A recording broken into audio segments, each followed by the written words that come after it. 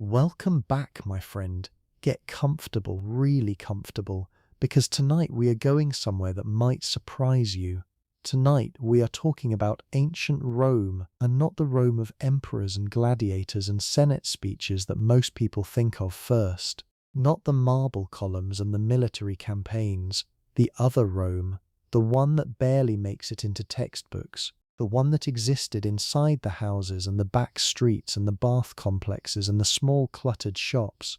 The one that was lived mostly by women in all the small, strange, intimate, sometimes genuinely startling ways that daily life actually happens. Here is the thing I could not wait to tell you. In ancient Rome, the standard breath freshener used by women of standing was not mint, not herbs, not anything you might expect.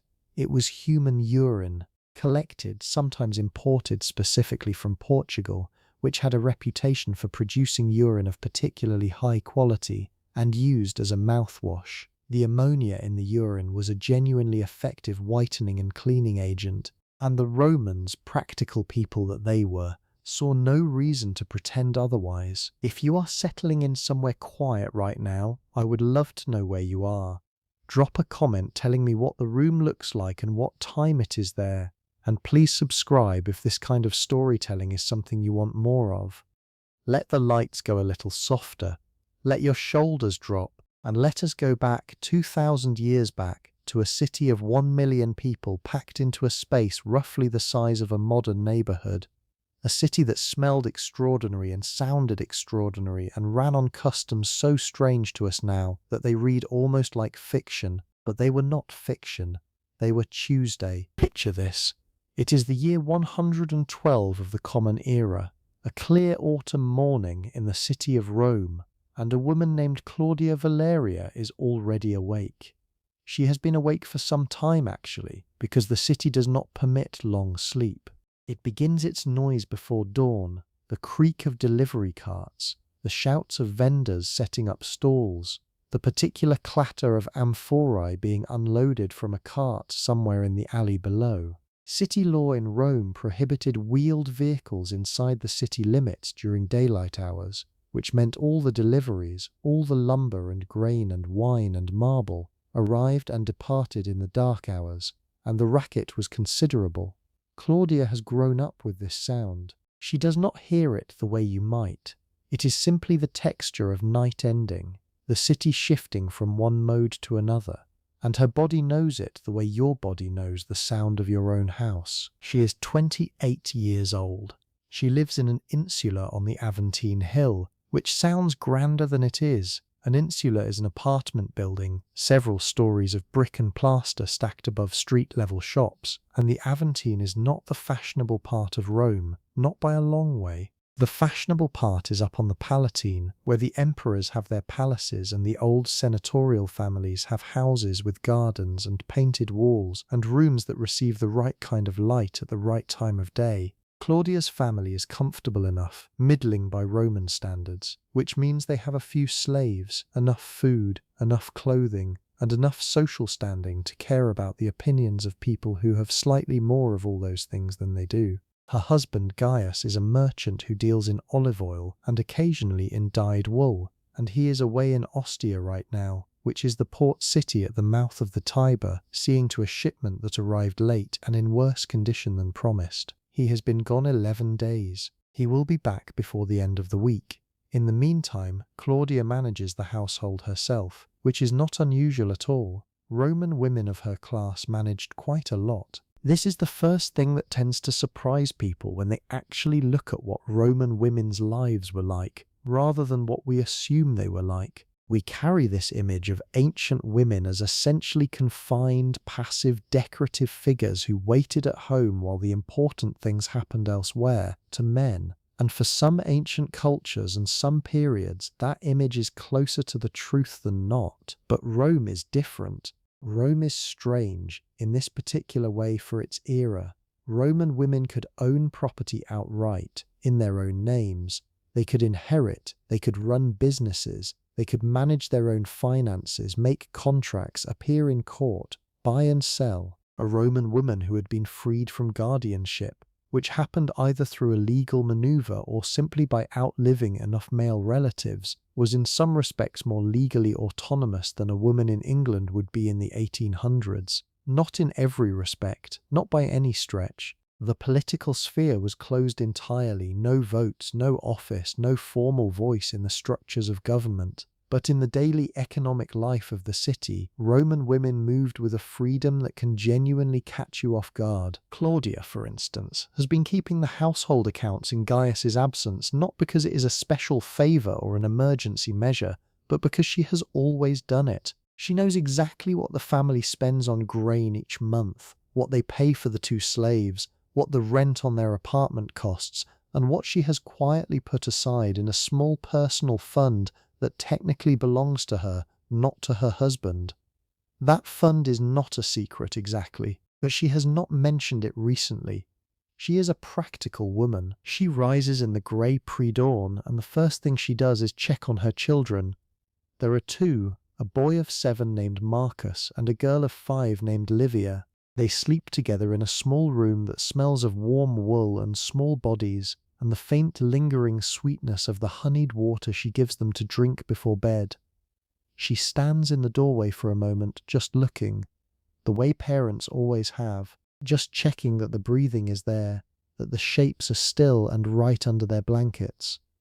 Then she pulls the curtain back across the doorway and goes to begin the day. The morning in a Roman household begins with something very simple and very specific: fire. The hearth fire, which is tended by Chloe, their younger slave, who sleeps in a tiny room barely wider than a doorway, and who has already been awake for some time, feeding small sticks into the brazier and heating water for the household. Chloe is perhaps 14, brought from somewhere in the eastern provinces as a small child, and she moves through these tasks with a competence so complete it has become invisible. She is one of the things Claudia does not think about enough, though there are specific moments, especially in the very early morning before the day gets complicated, when Claudia looks at Chloe and feels something uncomfortable and does not have a word for it and sets it aside and moves on with the day, because what else is there to do? This is the tension that runs beneath every ordinary morning in Rome,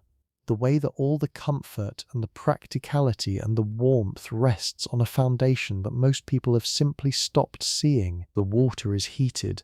Claudia washes her face and hands in a small terracotta basin.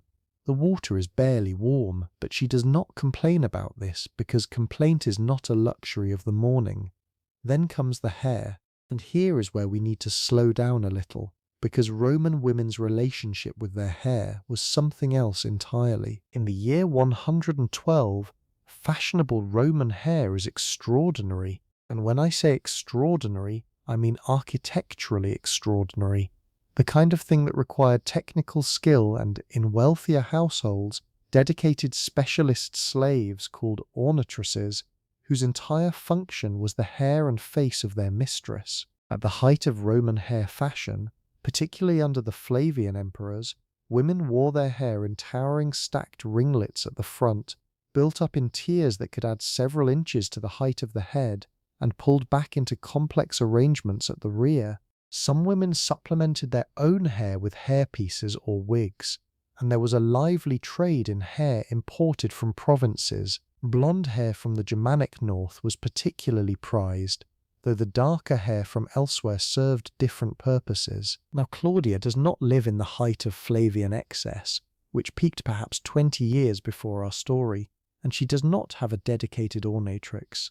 She has Chloe, who does what she can, and she has her own practiced hands. Her hair goes up in the morning with hairpins made of bone, which are everywhere in the archaeological record, scattered through the soil of Rome in such quantities that they must have been constantly dropping, constantly lost, constantly replaced. You find them today in museum trays and private collections, these small, thin, polished rods, and they are the most ordinary things imaginable, and also somehow the most intimate, the thing that held the daily life together, literally. She coils her dark hair into a style that is neat and relatively simple by the standards of the time, the kind of arrangement that says respectable woman but not overly concerned with fashion, which is itself a kind of statement about where she places herself in the social world. Then the cosmetics. Roman women used cosmetics, and they used them openly, and this was normal and accepted to an extent that might surprise us, given how much of later Western history would treat female cosmetics as suspect, as vanity, as deception. Roman moralists did sometimes criticize excessive use, but the use itself was simply part of being a woman who cared for her appearance. Lead-based powder, chalk or white lead to lighten the complexion, red ochre on the cheeks and lips, kohl around the eyes, applied with a small stick for definition, eyebrows darkened with ash or antimony, and underneath all of this, skincare preparations that would feel remarkably familiar to anyone who has ever stood in the skincare aisle of a modern pharmacy. Roman women used rose water. They used olive oil as a cleanser and moisturizer. They used honey as a treatment for dry skin. They used cucumber, which they understood had a cooling and soothing quality. They used a preparation called ceruse for the complexion, which was white lead mixed with water or fat, and which was genuinely effective at creating a smooth, pale, even surface, and also genuinely poisonous in ways they did not understand. Lead accumulates, it does not leave. Women who used ceruse regularly across years were slowly poisoning themselves, and some of the symptoms they experienced, the headaches, the fatigue, the subtle tremors, were treated by more lead-based remedies, because Roman medicine was good at some things and catastrophically wrong about others. The breath freshening, though. We should come back to that, because it is too strange to leave at the opening. Urine as a mouthwash sounds like something you would make up to shock people, and yet the evidence for it is solid. The Latin poet Catullus mentioned it as a mark of affectation among the fashionable set. The Natural History of Pliny the Elder, that great and slightly chaotic compendium of Roman knowledge, discusses the various uses of urine in medicine and hygiene with complete matter-of-factness. It was a recognized substance with recognized properties, and the ammonia content genuinely did what it was supposed to do. Teeth cleaned with urine were reportedly and in fact probably accurately whiter and less prone to decay than those cleaned with nothing at all. Imported Portuguese urine became a luxury commodity with a price to match, which tells you that people in ancient Rome not only accepted this practice but were willing to pay more for a better quality version of it, which is somehow the most Roman thing I have ever heard. After the morning preparations, Claudia has a small breakfast. This is also not quite what you might expect. The Roman morning meal, the ientaculum, was minimal by almost anyone's standards. Bread usually dipped in olive oil or wine, sometimes olives, sometimes a bit of cheese or a handful of dried figs. That was typically it. The Romans were not breakfast people in the way we think of breakfast. The serious eating happened later in the day, and the social eating happened at the dinner party, the cena, in the evening. Bread, though, deserves its own moment of attention, because Roman bread was not quiet or unremarkable. Archaeologists excavating the city of Pompeii, frozen so perfectly under the ash of Vesuvius in 79 of the Common Era, found bakeries with their ovens still intact, bread still in some of them, loaves carbonized in the heat of the volcanic event, but structurally preserved, still showing their shapes, still showing the scoring marks where the bakers had divided them into segments, still bearing the stamps of the bakeries that made them, because Roman bakers branded their loaves, which is something I find oddly charming and entirely in keeping with the Roman commercial mind. Pompeii had at least 33 bakeries for a population of perhaps 11 or 12,000 people. Rome itself, at 1 million people, had bakeries beyond counting, along with state-organized grain distribution points where citizens could collect free or subsidized grain under the annona, the grain dole that kept the city fed and the politics manageable. Bread was political. Bread was social infrastructure. A Roman emperor who let the bread supply fail was an emperor in serious trouble, and they all knew it. Claudia buys her bread from a bakery at the end of the street, a shop that also sells hot food out of its counter, because that is another thing about ancient Rome that takes some adjusting to. Most people in the city did not cook their own meals in any significant way, not because they did not know how, because they could not. The apartments in the insulae, The buildings where most Romans lived were not really built for cooking. The fire risk was too severe. Rome burned with frightening regularity, and city officials who thought hard about the causes consistently pointed to cooking fires in apartment buildings as a primary source of disaster. So most people bought their food ready-made, or nearly ready-made, from the Thermopolia, the hot food counters that lined the streets of Rome the way fast food restaurants line our highway exits today. A thermopolium was a simple structure, a stone counter with round holes cut into it, inside which terracotta containers held food kept warm by charcoal beneath. You walked up, you pointed, you ate standing at the counter, or you took it with you in a terracotta bowl and walked home. The menu varied but typically included lentil stew, which shows up so consistently in Roman sources that it seems to have been the pizza of its era, some kind of staple that everyone ate and no one remarked on.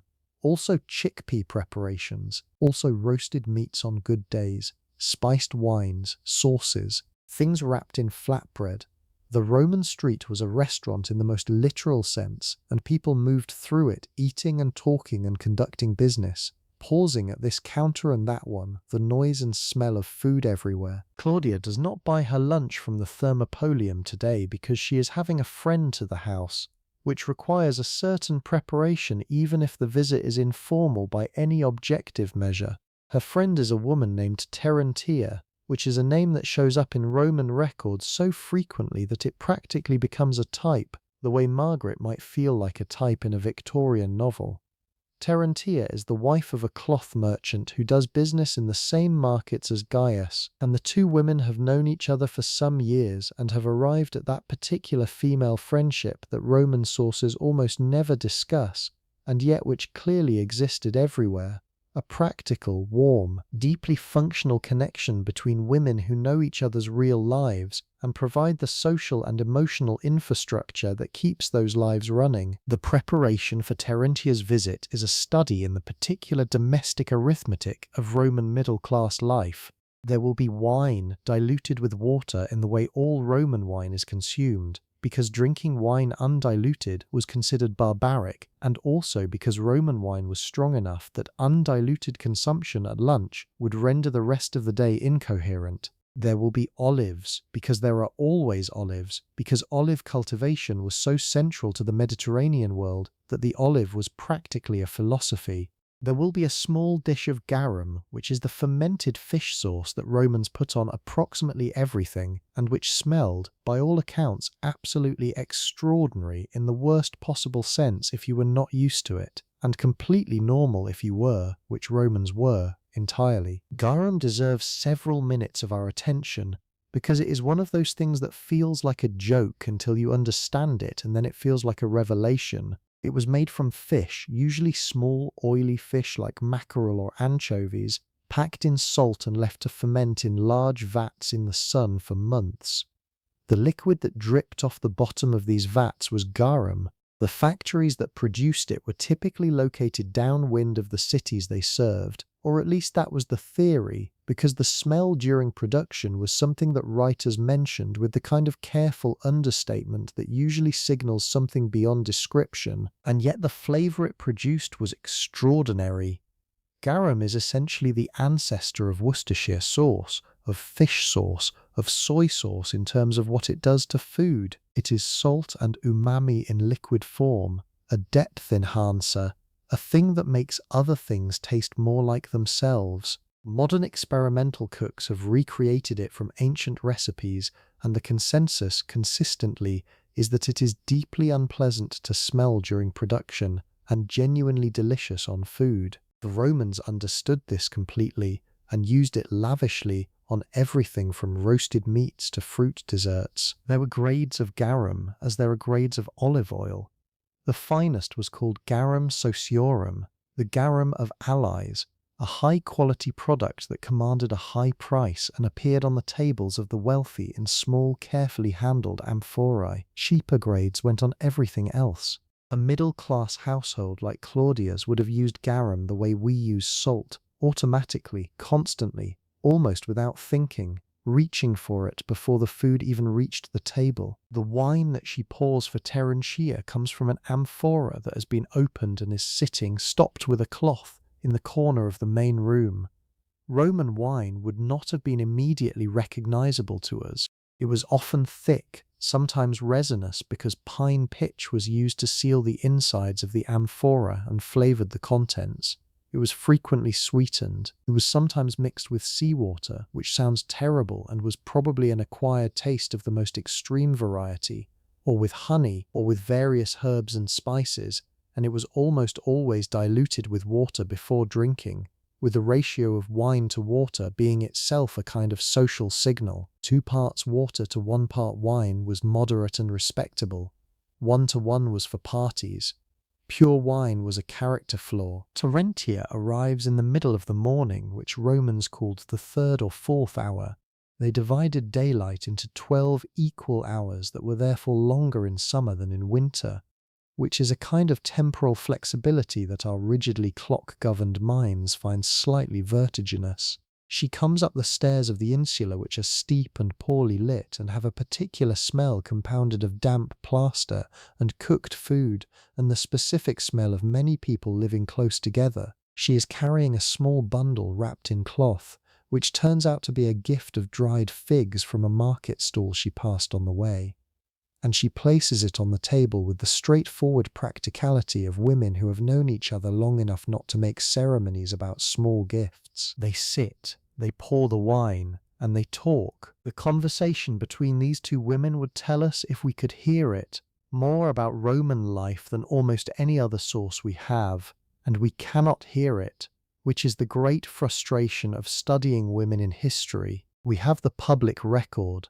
the legal texts, and the political speeches, and the military histories, and the philosophical writings, almost all of it produced by men for men in the register of public life. We have the private life, the households, and the friendships, and the daily texture, almost entirely in silence, glimpsed through the comments other people made about it, rather than from the inside. What we do know is that Roman women of Claudia's class were considerably better educated than the general silence of the historical record suggests.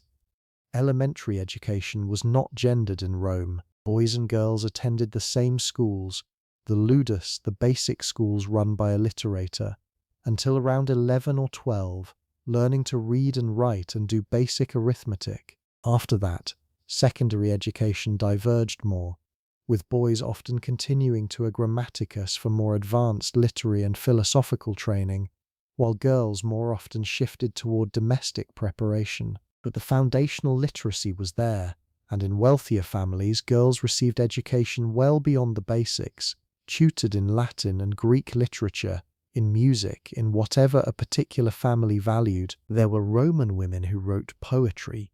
Sulpicia, whose verses survived because someone included them in the manuscripts of Tibullus, is one of the few whose actual work we still have, and her poems are sharp and personal and often quietly startling, about desire and longing and the specific experience of being a Roman woman thinking about a Roman man, written from a perspective you almost never get from this world. She was probably aristocratic. She had access, in other words, that most women did not. But she existed, she wrote. The poems survived. That is not nothing. Other women appear in Roman sources as letter writers, as correspondents with philosophers and politicians, as voices in the intellectual life of their households. Cicero's letters mention his wife Terentia, his actual historical wife, whose name Claudia's friend shares, as a practical force in the management of their complicated affairs during his exile, a woman making financial decisions and political calculations while he wrote increasingly anxious letters from Greece. Pliny the Younger's letters are full of affection for his wife Calpurnia, whom he describes learning his speeches by heart, setting them to music when he was away, waiting up to hear news of his work. Whether this is romance or literary idealization or somewhere between the two is genuinely hard to say, but the image of an engaged, intellectually curious woman embedded in the heart of a Roman intellectual's life is at least as plausible as its opposite. Terentia and Claudia talk about their husbands, certainly, about their children, about the neighborhood, which has certain tensions at the moment involving a neighbor whose dog barks through the night, and whose household seems to produce garbage at a rate that inspires community commentary. They talk about money because Roman women talked about money openly in ways that would have surprised later eras when female financial ignorance was practically a social requirement. Claudia mentions the cost of the grain this month. Terentia mentions a problem with her husband's accounts. Neither of them pretends not to know what things cost. They also talk about the baths, which is where this story is going next, because the baths are not just a place in Roman life. They are the place, they are the center of social, physical, and in some ways spiritual life, in a way that has no direct modern equivalent. Nothing we do quite maps onto what the baths meant to a Roman. The thermae were large public bath complexes, the major ones enormous beyond imagining. The baths of Caracalla capable of accommodating perhaps 1,600 bathers at a time, covering more than 13 hectares of land, and featuring not just bathing pools but libraries, gardens, exercise halls, shops, snack vendors, and rooms for what we might diplomatically call various social arrangements. Entry was cheap, sometimes free, subsidized by the city or by a wealthy patron who used the bathing public's gratitude as a form of social currency. Everyone went. Senators and slaves, though not to the same pools, rich merchants and street vendors, soldiers back from the provinces, and old women from the Aventine who had been coming to the same neighborhood baths for 40 years. The routine at the baths moved through stages in a specific order that Romans followed with the kind of comfortable, practiced regularity that says this is simply how things are done. You started in the changing room, the apodyterium, where you left your clothes. Your clothes were often at risk of theft here, which was a persistent problem the baths never quite solved, and a brisk trade in slave attendants whose only job was watching your bundle existed for those who could afford the precaution. Then you moved into the unctuarium, where slaves or attendants applied olive oil to your body. This was the actual cleansing mechanism, since Romans did not use soap in the modern sense. Oil was applied to the skin and then scraped off with a small curved metal instrument called a strigil, and the scraping took with it the oil and the dirt and the dead skin cells and left behind something that Romans, and honestly modern reenactors who have tried it, describe as remarkably clean. Then heat. The tepidarium first, the warm room, to begin sweating.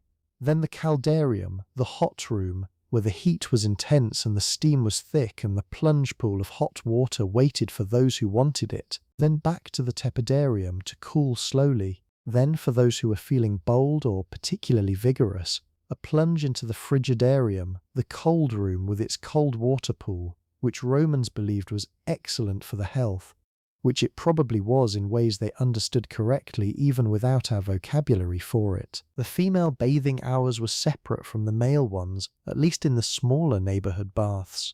The great imperial thermae had separate sections for women, at least in theory, the details of which the sources are entertainingly unclear about. There was, it seems, a persistent Roman tendency to find the rules about bathing slightly negotiable, and the satirists had a great deal of material to work with. But for Claudia and Terentia, this is the neighborhood bath complex a few streets away, a modest place by the standard of the big imperial thermae, but comfortable and familiar, and adequately maintained by the landlord who owns it, and charges 2 asses for entry, which is a small enough coin that very few people are excluded. They go 3 times a week on a good week, less often when life gets complicated, and the going is not just about being clean in a physical sense, though it is that too. It is the social event. It is the place where news travels and plans are made and friendships are maintained, and the fabric of daily life in the neighborhood is stitched and restitched in the warm, steaming air. At the baths, the social architecture is interesting, because while there is a general air of equality, everyone stripped of the clothing that signals their status, there are persistent markers of difference. The quality of the strigil matters. Whether you have a slave to do the scraping for you matters. What kind of oil is used matters. The fine scented oils versus the plain cooking grade olive oil that the poor make do with. Small things. The kind of small things that social hierarchies always find their way into expressing, even in places that are theoretically egalitarian. Claudia uses a small bottle of oil scented with roses that she bought from a vendor near the Forum. It costs more than the plain oil, noticeably more, and she is aware of this in a complicated way, a way that is partly straightforward pleasure in a small luxury, and partly the awareness that the luxury is a signal and that the signal is being read and that she is choosing to send it. The economy of small social signals in a Roman neighbourhood was as complex as anything Constance was managing in her Mayfair drawing room, just conducted in different rooms and in different language. At the baths, the women talk more. The bathing itself is social in a way that might feel unfamiliar to us, accustomed as we are to the bathroom as a private space. Roman bathing was emphatically public. You were naked or close to it in a room full of other people, all of them similarly stripped, and this was simply the condition of being there, the thing everyone accepted before anyone spoke a word. The physical exposure created, paradoxically, a kind of social openness. The pretenses that clothing maintained fell away in the caldarium. People talked more directly, said things they might not have said over the dinner table in their public clothes. There is a Roman epigram from Martial that gives us a brief glimpse of this social texture. Two women talking in the baths about a third woman's husband, sharp and funny and completely recognizable as the kind of conversation that happens in a hot enclosed space when people feel the loosening that steam and warmth produce. The Roman satirists loved the baths as a setting precisely because so much happened there that was supposed to be private and wasn't. The skincare regime that followed the bath was elaborate by any standard.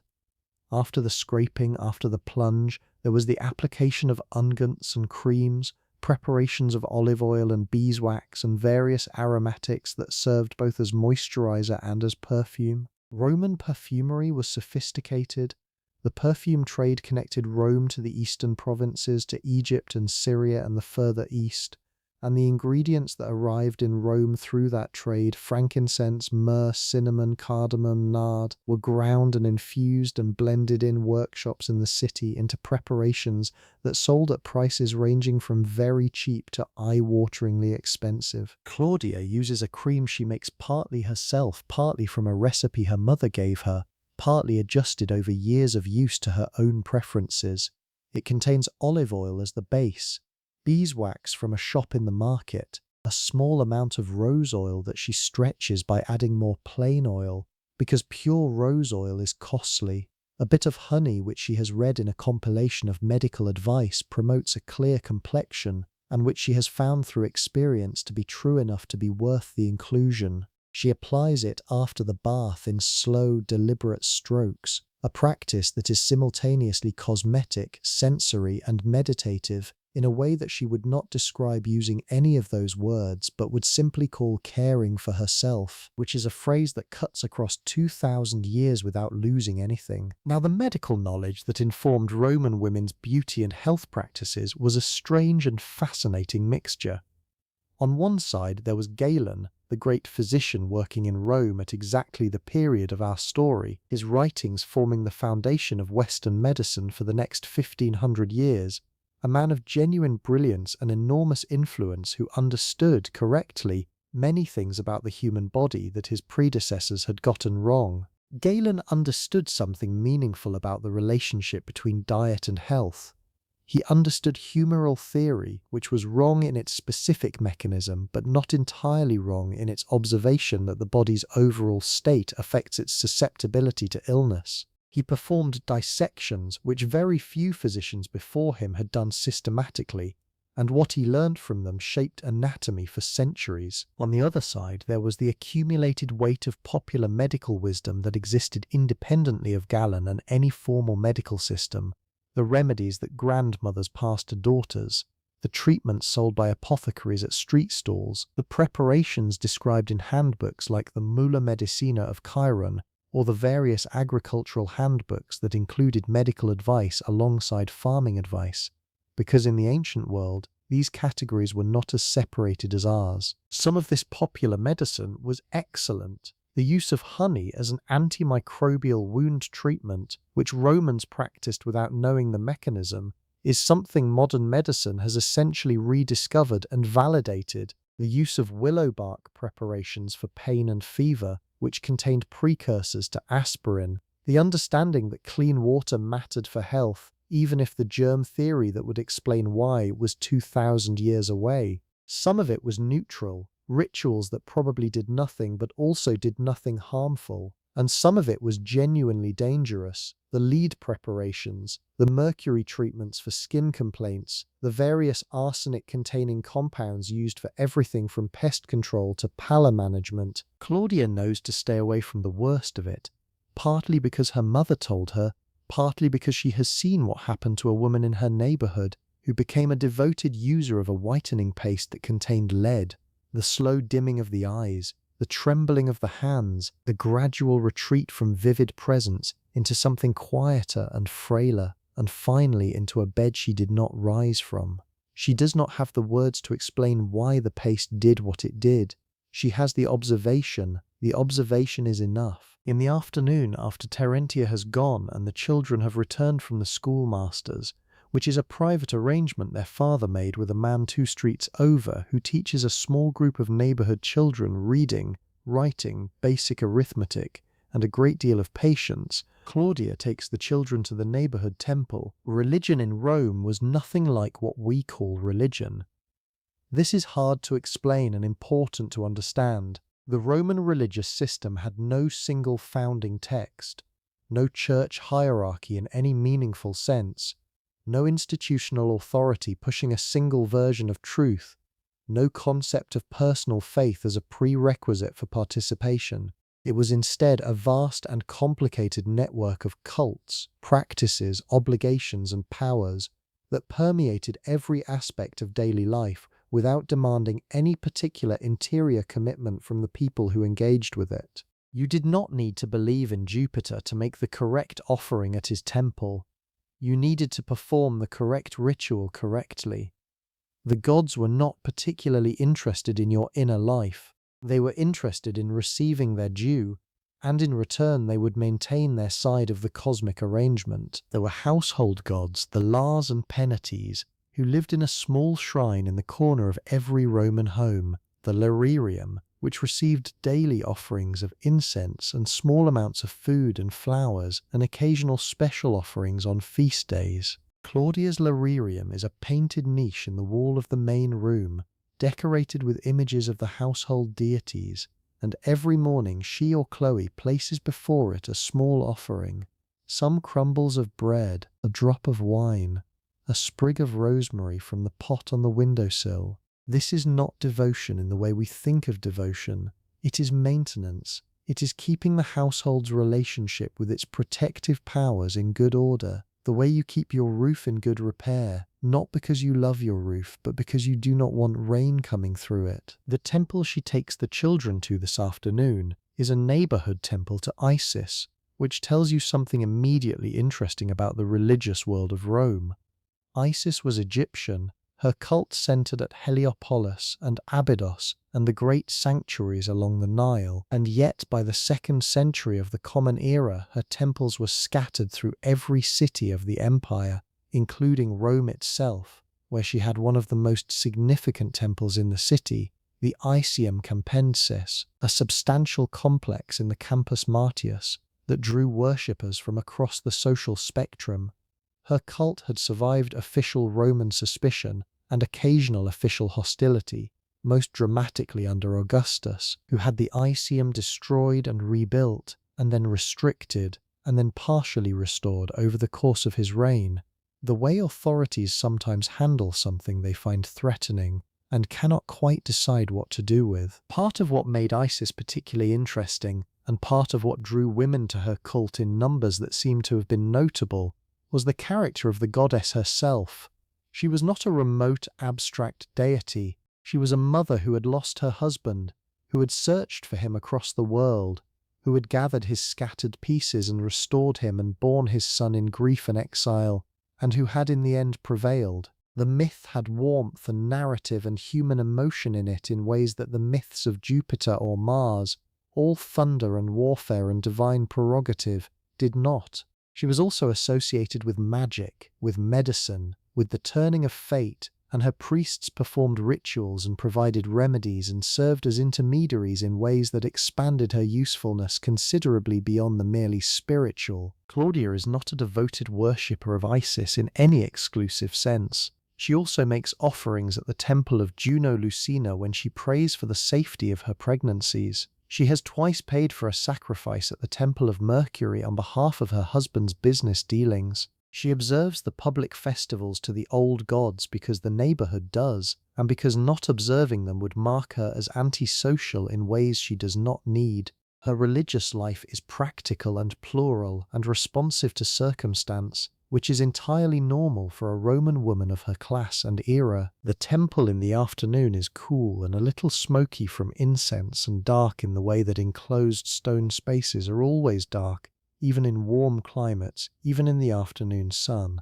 The priests move through their duties with the practiced efficiency of people who do the same things every day and have made peace with the repetition. Claudia makes a small offering, a few coins and some incense that she bought from a vendor outside the temple gates, the way vendors always set up outside sacred precincts because pilgrims, or people who function like pilgrims, reliably need things at the last moment. She says what she wants to say to Isis quietly in her own words rather than any formula, which is also normal, also acceptable, also Roman.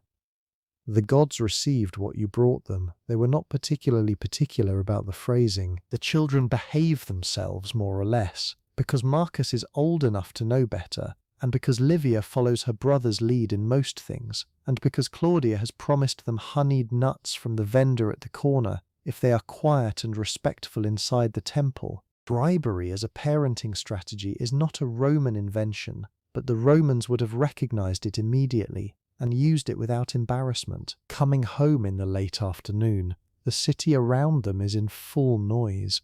The carts that were banned from the streets in the daylight hours are not yet out, but the pedestrian traffic is dense, the streets alive with vendors calling out their wares, with people crossing from one side to the other on the stepping stones placed across the streets at intervals, because the streets of Rome flooded regularly and also served as open sewers in ways that made stepping stones a genuine public health contribution. The smell of the city in the afternoon was a compound thing: wood smoke from the cooking fires in the Thermopolia, the animal smell of the mules in the large commercial establishments, the particular warm smell of stone that has been in the sun all day, the occasional alarming drift of something from the fuller's workshop down the street, where cloth was cleaned in large vats of urine because the ammonia broke down the organic compounds in the fabric. The fullers, the professional launderers of Rome, occupied a special place in the social imagination, simultaneously essential and slightly beyond the pale, their workshops reliably located at a certain distance from places where people wanted to eat. The evening is where Roman domestic life finds its warmth. Gaius is not there, so it is quieter than usual. The particular quality of quiet in a household where the person who usually occupies the central chair is absent, and his absence shapes the space around it. Claudia cooks, which she does more often when Gaius is away than when he is home, because Gaius prefers his food bought from the Thermopolium, finding the arrangement practical and the variety sufficient, while Claudia has a preference for the version she makes herself, which is not necessarily better but is at least under her control. She makes a simple dinner, a thick lentil soup with carrots and onion, and a generous pour of garum, the kind of dish that has been made in this city for centuries and will be made for centuries more, a dish whose smell is specific and warming, and immediately recognizable as home. That particular smell of alliums softened in olive oil that belongs to Mediterranean cooking across every era and every culture, and that cuts across 2,000 years without losing a single note of its essential character. Bread bought this morning from the baker downstairs, a handful of olives from the pot that is always on the table, wine diluted with water, though she makes hers a bit stronger tonight than she would with the children at dinner, and she is aware of making this small adjustment, and finds it mildly amusing and private and human. The children eat quickly with the particular single-mindedness of children who are hungry and not yet required to perform table manners at any sophisticated level. Marcus tells us something about what the schoolmaster said today, a story about Hannibal that he has clearly found more exciting than anything Claudia is currently feeling about Hannibal. Livia eats her bread in pieces, pulling it apart with the focused intensity of someone who finds bread architecturally interesting. Claudia eats and listens and occasionally asks a question and watches her children with the specific attention of someone who is trying to memorize something that will not stay still. After dinner, in the last light of the day, she sits in the main room while Chloe settles the children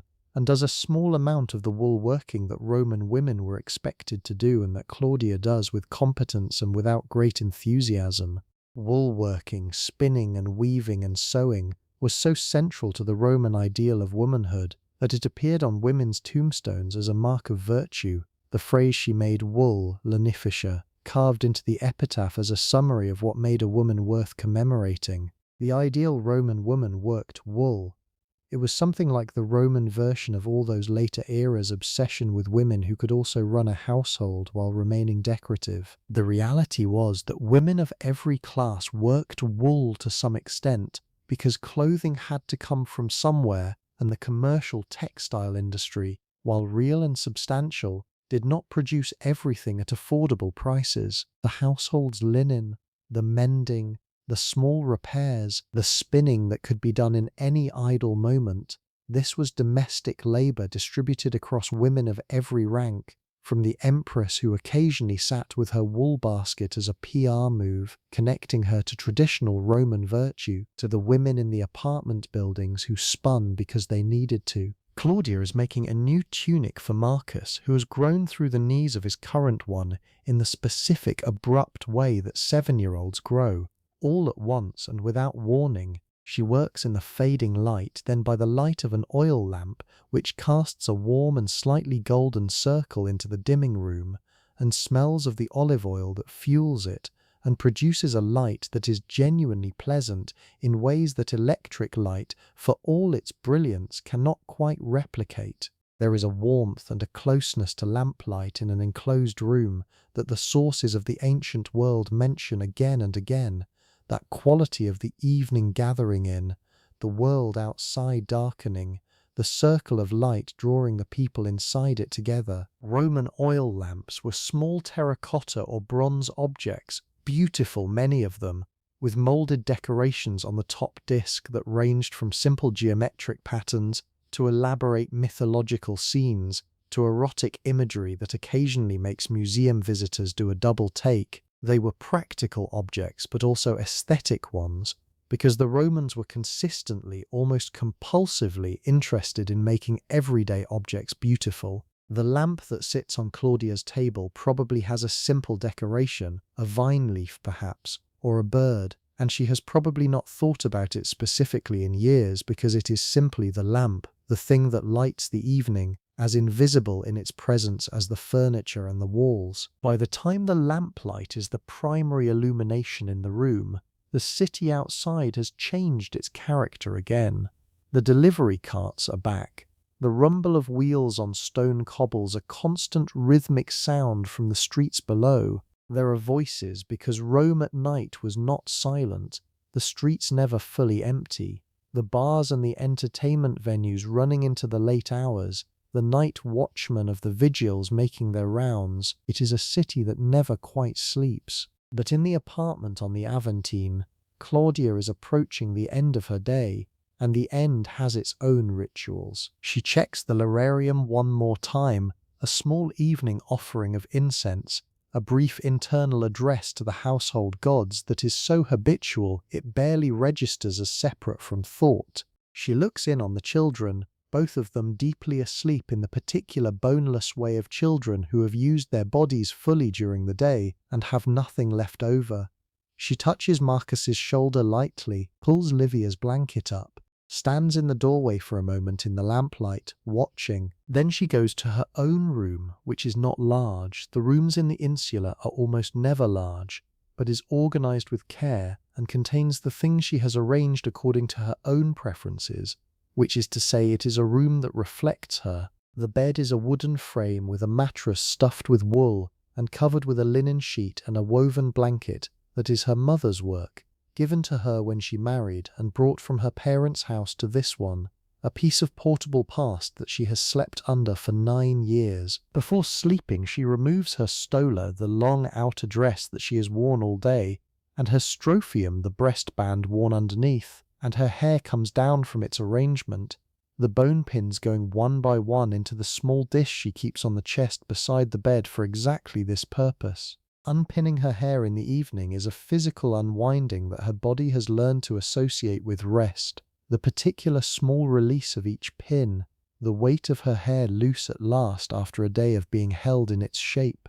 She runs her fingers through it. She would like to say she brushes it 100 strokes the way some women do, the way the beauty handbooks sometimes recommend, but she is tired and instead she braids it loosely, quickly, the way her mother showed her, and this braid is less about beauty and more about keeping it from tangling as she sleeps. She washes her face in the small basin, water that has cooled from the evening, and applies the rose cream she keeps in a sealed jar of terracotta on the chest beside the pins. The application is brief and habitual, the same light strokes she has been making since she was perhaps 14, and her mother began teaching her to care for her skin in this specific way. She smells of roses in the lamplight, faintly, the way a room smells of something that was present there earlier and has left a trace behind. The lamp burns lower.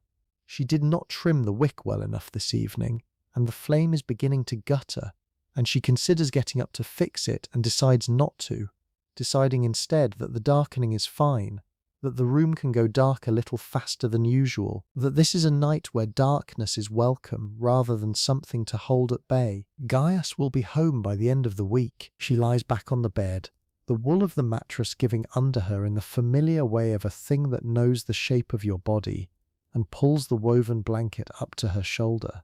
Through the wall she can hear, very faintly, the sounds of the neighbours, a murmur of voices, the particular sound of a chair moving on a stone floor, the small reassurance of other human beings nearby. Rome around her continues in its perpetual nocturnal noise. The carts on the cobbles, the occasional voice raised in the street below, the city breathing in its ancient and unhurried and entirely ordinary way. She closes her eyes, and this is where we stay for a while. Not in the daylight hours of transactions and temples and the social mathematics of a woman managing a middle-class Roman life. Here, in the last few breaths before sleep, in the particular dark and warmth of a Roman apartment in the 2nd century, because the things that happened in the daylight, strange as some of them were, are only half the story. The other half is exactly this, the particular kind of rest that every era has understood differently, the night and what it meant and how it was navigated and what rituals attended it and what fears and what comforts. Roman attitudes towards sleep were, predictably, their own thing. Sleep was associated with the god Somnus, twin brother of Mors, which is death, which tells you something immediate and significant about how the Romans understood the relationship between the two. To sleep was to enter a state that was adjacent to death, not in a frightening way necessarily, but in a way that the Romans took seriously as a theological and philosophical matter. The soul during sleep was believed by some schools of thought to be partially loosened from the body, free to wander in ways it could not during waking hours, which is why dreams were so significant. Roman dream interpretation was a serious discipline. There were professional dream interpreters, Inerocritae, who set up near the temples and offered their services to people who had received a dream they needed understood.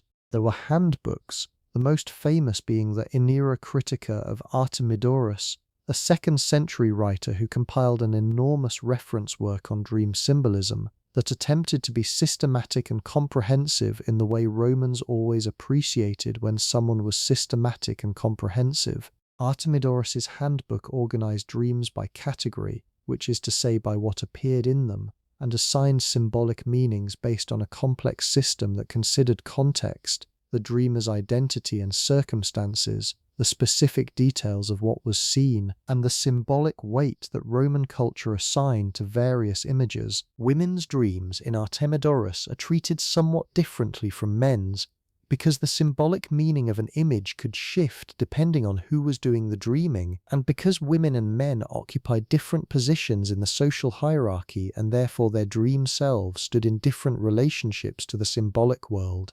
A dream of power might mean one thing for a man of senatorial rank and quite another for a woman of middling status.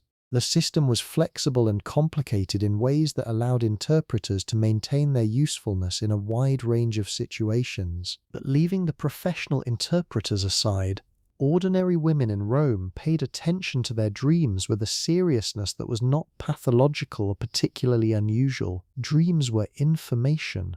They were messages from the gods, or from the ancestors, or from the soul's own wandering. The question was always what they were saying and whether the message was a warning or a promise or an instruction. Claudia, like most Roman women, would have remembered her vivid dreams and thought about them seriously, discussed them with Terentia over the diluted wine, maybe consulted one of the temple priests if something particularly striking arrived in the night. The Roman bedroom itself, the cubiculum, was a small room, typically smaller than we might imagine, designed around the bed and not much else, because Roman domestic life did not happen in bedrooms in the way it did in later centuries. The bedroom was for sleeping, and for certain other intimate activities, and it was generally not a place where you entertained or received visitors or conducted any business. The social rooms, the tablinum, the triclinium, the atrium, those were where life happened. The cubiculum was where you went when life temporarily stopped. The beds in wealthier Roman households were objects of real beauty, wooden frames with turned legs and carved headboards, occasionally inlaid with ivory or bronze, with mattresses stuffed with wool or feathers and covered with linen sheets and woven blankets, and sometimes, in the grandest households, with silk coverlets imported at enormous expense from the East. Even in modest apartments, the bed was often the most significant piece of furniture in the room, because you spent a third of your life in it, and because the Romans understood that the quality of your rest mattered. There was a concept in Roman medicine, drawing on Galenic theory, that sleep was restorative not just in the general sense of providing rest, but in a specific physiological sense.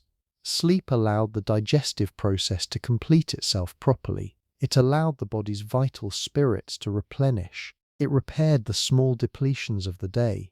A good physician of the 2nd century would have had clear opinions about how much sleep was healthy, at what time of day it was most beneficial to sleep, and what conditions produced the best sleep. Some of this advice was simply correct. Sleep in a cool room.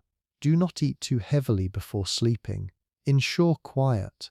Ensure darkness. Some of it was complicated by the Roman understanding of the body that was different in its categories from ours. The humoral system, which divided the body's internal environment into 4 humors, blood, yellow bile, black bile, and phlegm, and attributed the state of health to their balance, produced advice that was not always wrong but was always reasoned from different premises than ours. Sleep was understood as a dominance of the moist and cool qualities, which is why it was important not to sleep too long and become overly dominated by these qualities, which would produce a kind of sluggishness and intellectual dullness. The person who slept too little was dry and hot and prone to fevers. The person who slept too much was damp and cool and prone to heaviness and depression.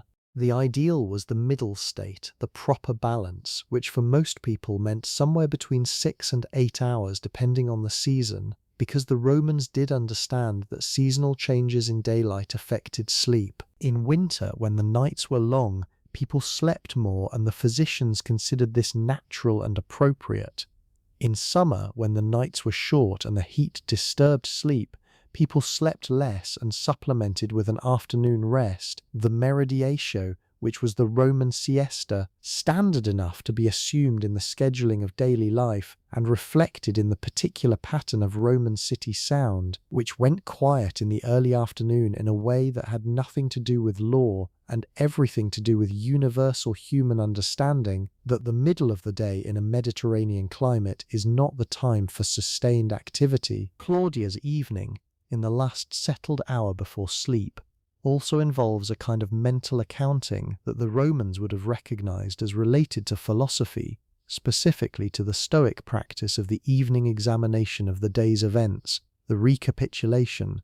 The Stoics, the philosophical school founded by Zeno of Citium and developed by a lineage of thinkers that included Epictetus and Marcus Aurelius, both active roughly in the era of our story, recommended that the practitioner at each day's end review what had happened, what they had done well, what they had done poorly, what had been in their control and what had not.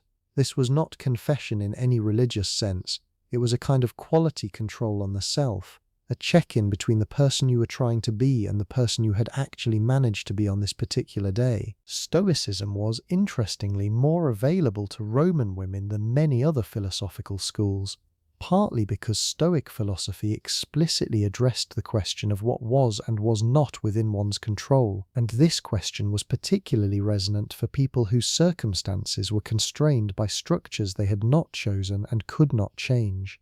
A woman could not vote, could not hold office, operated within a legal structure that made her dependent on male guardianship in various ways, and a philosophy that located virtue in the internal response to external circumstances, rather than in the external circumstances themselves, had an obvious appeal. Epictetus, the great Stoic teacher of the era, was himself a former slave. His philosophy was not built for people with unobstructed access to power. It was built for people who had to make meaning within constraint, and it travelled. Claudia is not a committed Stoic. She does not read philosophy systematically, but the practices of review and reflection, the attempt to identify what was within her control and rest lightly with what was not, these are things she has absorbed from the general cultural air of her time and place, the way people absorb useful ideas without necessarily tracing them to their source. She thinks about Terentia's visit, about the children, about a small unkindness she allowed herself with Chloe in the afternoon, a sharpness of tone that was not warranted and that she is aware of and does not entirely understand, whether it was tiredness or something else. She thinks about Gaius and when he will be home and what she will make for dinner when he arrives, and whether the bill of sale for the shipment in Ostia will turn out to be what he expected, or more complicated than expected, which is usually the case with things that take longer than anticipated. She does not resolve all of these thoughts. She lets them move through her for a few minutes and then she lets them go the way you let water run through your hands, and the lamp gutters finally and goes out, and the room is in the ordinary dark of a Roman night, and outside the carts rumble on the cobblestones, and the city goes on being itself. Now let us move through the particular texture of what it felt like to move through a Roman day as a woman, because we have been following Claudia, but there were women everywhere in this city whose lives overlapped with hers, and diverged from hers in ways worth lingering over, and the city is large enough and its women various enough that no single story covers what needed covering. There were the women of the grand houses on the Palatine, the senatorial wives, the wives of the emperor's household, who moved through a world of material abundance that would have made Claudia's comfortable apartment look modest indeed. These were women who had ornatresses as a matter of course, women whose wardrobes were organized by slaves, and whose correspondence was handled by secretaries, and whose social obligations were vast enough to require scheduling that made Constance's leather notebook look relaxed. Women who attended the theatre in their own reserved sections, the front rows having been reorganized under Augustus to separate the social orders by seating in ways that made visible the hierarchy that was otherwise only legible in clothing and address. Women who hosted dinner parties that were political events as much as social ones, where the guest list was a document of alliances and the conversation was conducted with the dual awareness of being both social and strategic. The triclinium, the Roman dining room, was the center of the most significant social performance in Roman life, and women were present in it, reclining on the couches alongside their husbands or, in some periods and settings, seated in chairs beside the reclining men, the seating itself a reflection of status and gender conventions that shifted across the centuries of Rome's history. The dinner party, the cena, at a wealthy Roman house was an event of 3 courses: the gustatio, the appetizers, a word that connects directly and recognizably to our gustatory, the main courses, the furcula, and the desserts, the mensae secundae, the second tables. Each course was an occasion for display, the quality of the food, the quantities of it, the variety, the exoticism of certain ingredients, the skill of the cooks, all of these serving as indices of the host's wealth and sophistication and the guest's worthiness to receive them. At the grandest tables, the ingredients themselves told stories of empire. Dormice fattened in terracotta containers specifically designed for the purpose, the glorarium, and then served whole and stuffed and glazed with honey. Flamingo, which appeared occasionally at imperial banquets and which Apicius, the great Roman cookbook, has a recipe for, a recipe that begins with the instruction to pluck the flamingo and then proceeds with a sauce involving pepper, caraway, coriander, and laser root, which is silphium, a plant so aggressively harvested by the Romans that it went extinct, which is one of those small, quiet ecological catastrophes that you find buried in ancient sources if you know where to look. Sea urchins, oysters, which were Roman delicacies imported from Britain, the cold, clean waters of the English Channel producing a particularly prized variety. Sos vulva, which appears in Apicius with a recipe so matter-of-fact that it reads like a recipe for roasted chicken rather than like something that requires any special comment. The point of these ingredients was not purely gustatory, though the Romans cared about flavor genuinely and seriously. The point was also demonstration. The ability to serve something that required extensive supply chains to procure, that involved the labor of multiple specialists to prepare, that would be recognized by the guests as a significant expenditure. All of this was part of the function of the cena as a social event. You hosted not just to feed people, but to demonstrate what you could do, what you had access to, what your position in the network of Roman commercial and social life made possible. Women at these events were not passive recipients of hospitality. The Roman hostess had a role that was as performative and as skilled as anything her husband was doing, and the two performances were different in character. The host managed the conversation in a formal sense, directed the table discussion, decided when to bring in the entertainment, controlled the flow of the evening. The hostess managed everything else, the 1,000 decisions that made the event possible in the first place, the menu negotiations with the cook over several days, the selection of the right couches for the right guests, the arrangement of the flowers and the lamps and the incense burners that created the sensory environment of the room.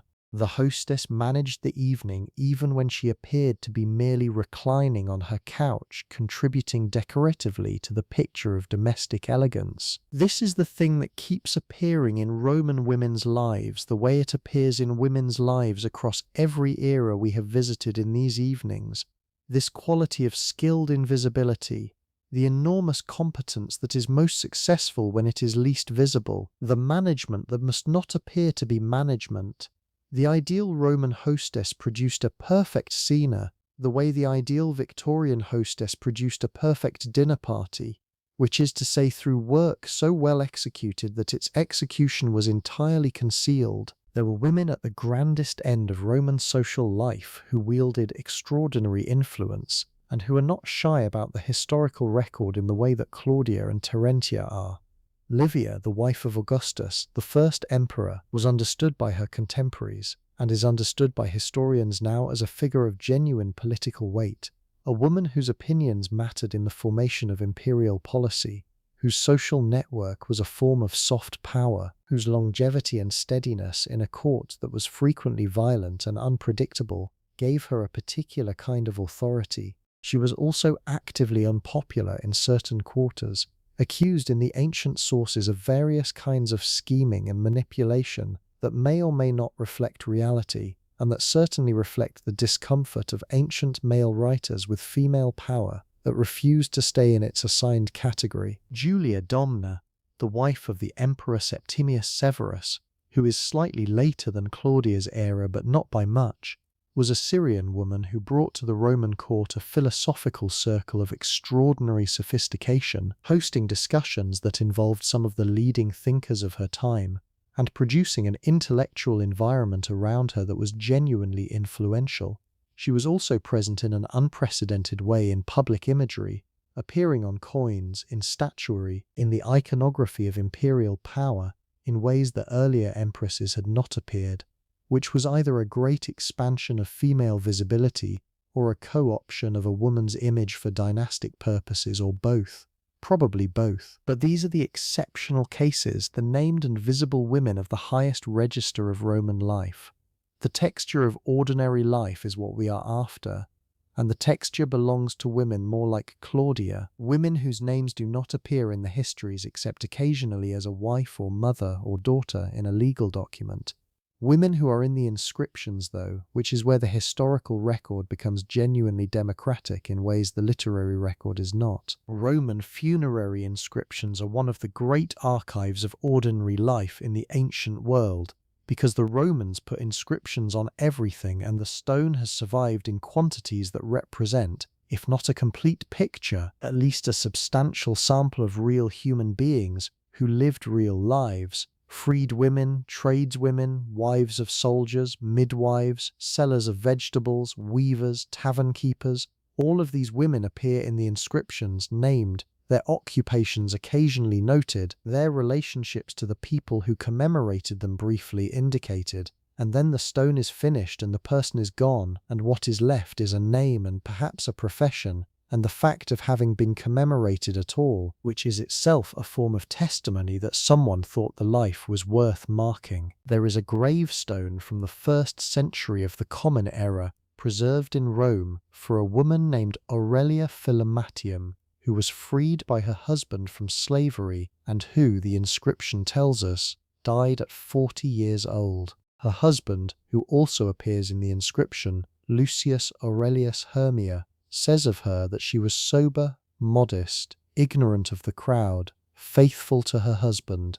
The last phrase is the one that stops you faithful to her husband. It is the thing he chose to put on the stone, the quality he most wanted to perpetuate about this woman he had freed and loved and lost. It is faithful and also somehow small, the way praise for women so often ends up being small even when it is genuine, even when the grief behind it is real and large. There is another inscription, this one from a woman named Claudia, which is something of a coincidence, but a Roman coincidence given how common the name was, and this one from a Republican period, and preserved because it was quoted in a literary source. It was apparently the epitaph she composed herself, or that was composed in her name, and it reads, "Stranger, my message is brief, stop and read it. Here is the unbeautiful tomb of a beautiful woman. Her parents gave her the name Claudia. She loved her husband with her heart. She bore 2 sons, one of whom she left on the earth and the other beneath it. Her conversation was pleasant, her carriage was upright. She kept house, she made wool. That is all I have to say. Go your way." She kept house, she made wool. There it is again, the lanificia, the wool-working, the thing carved in stone as a summary of a life.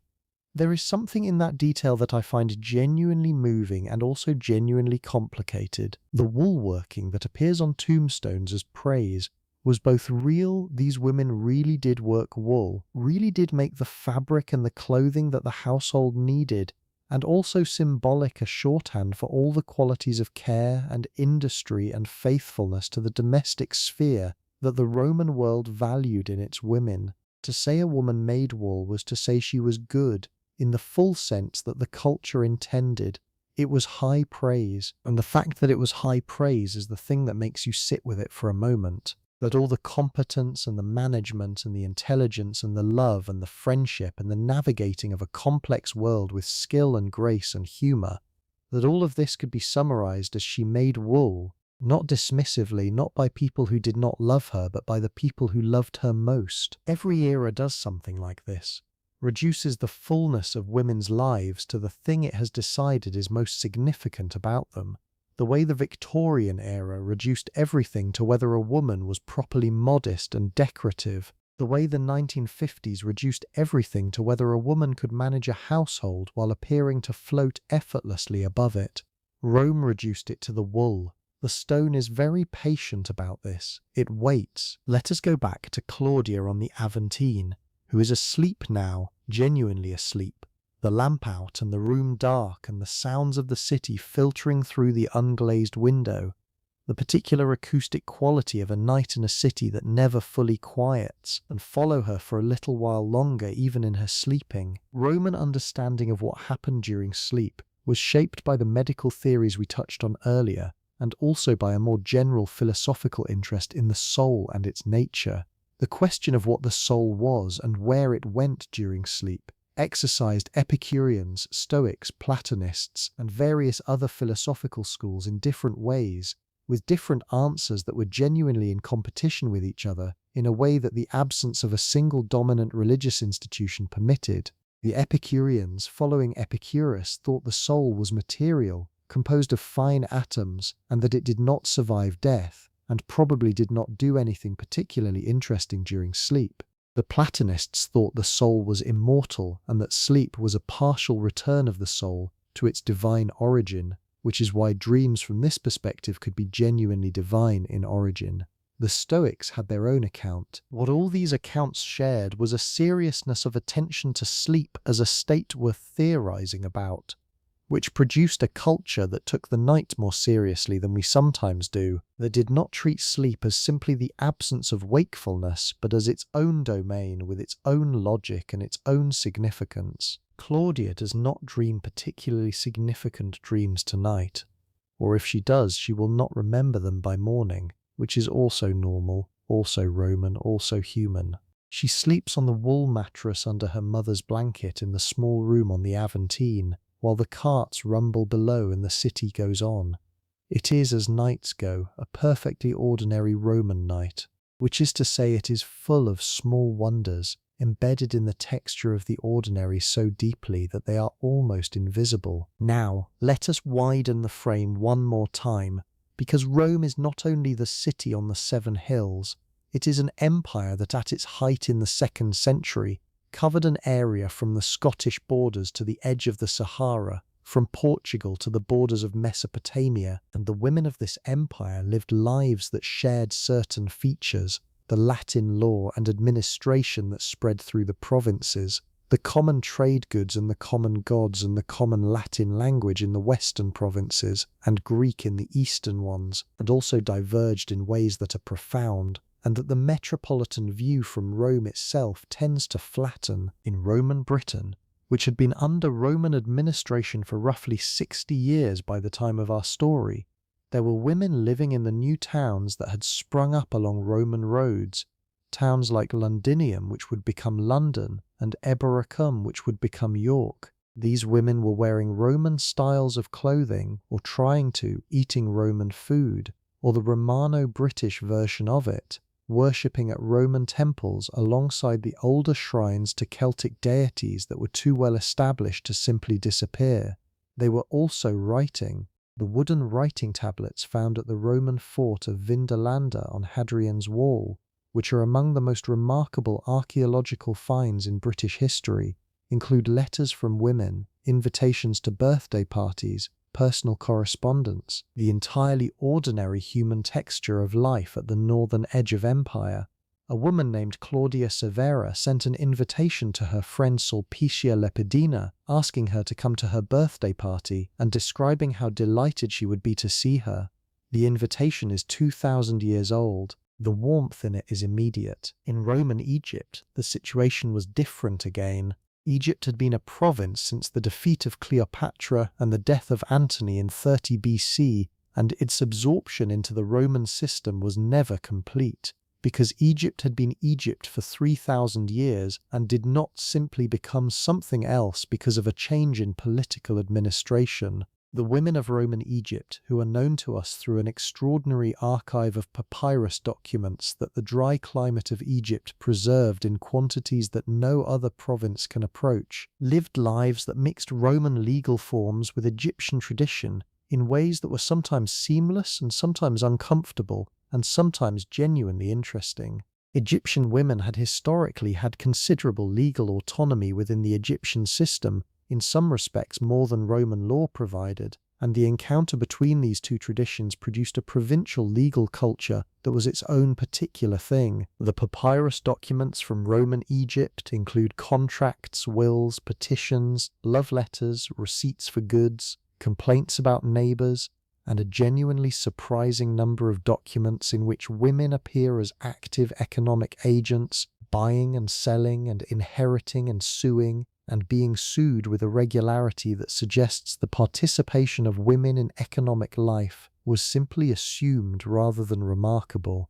A woman named Thermopolia, who appears in several documents from the 2nd century, is buying and selling property, settling disputes with her ex-husband about the return of her dowry, and generally conducting her affairs with a briskness that no one in the document seems to find surprising. In the provinces of Africa, in the towns of what is now Tunisia and Algeria, the Roman cities that grew along the Mediterranean coast had their own character, their own blend of Berber and Carthaginian and Greek and Roman tradition, their own particular quality of daily life that the sources suggest was markedly different from the life in Rome itself, in ways we can only partially reconstruct, but that the archaeology is slowly illuminating.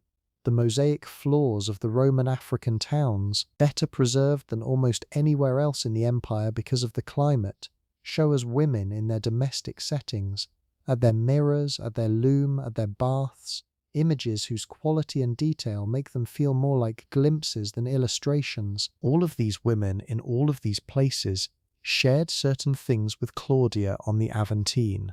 They used oil lamps and wore tunics and worshipped multiple gods and cared about the quality of their olive oil and put bone hairpins in their hair and thought about their children in the particular way that parents always think about their children. The check of the breathing in the night, the watching of the face in the lamplight.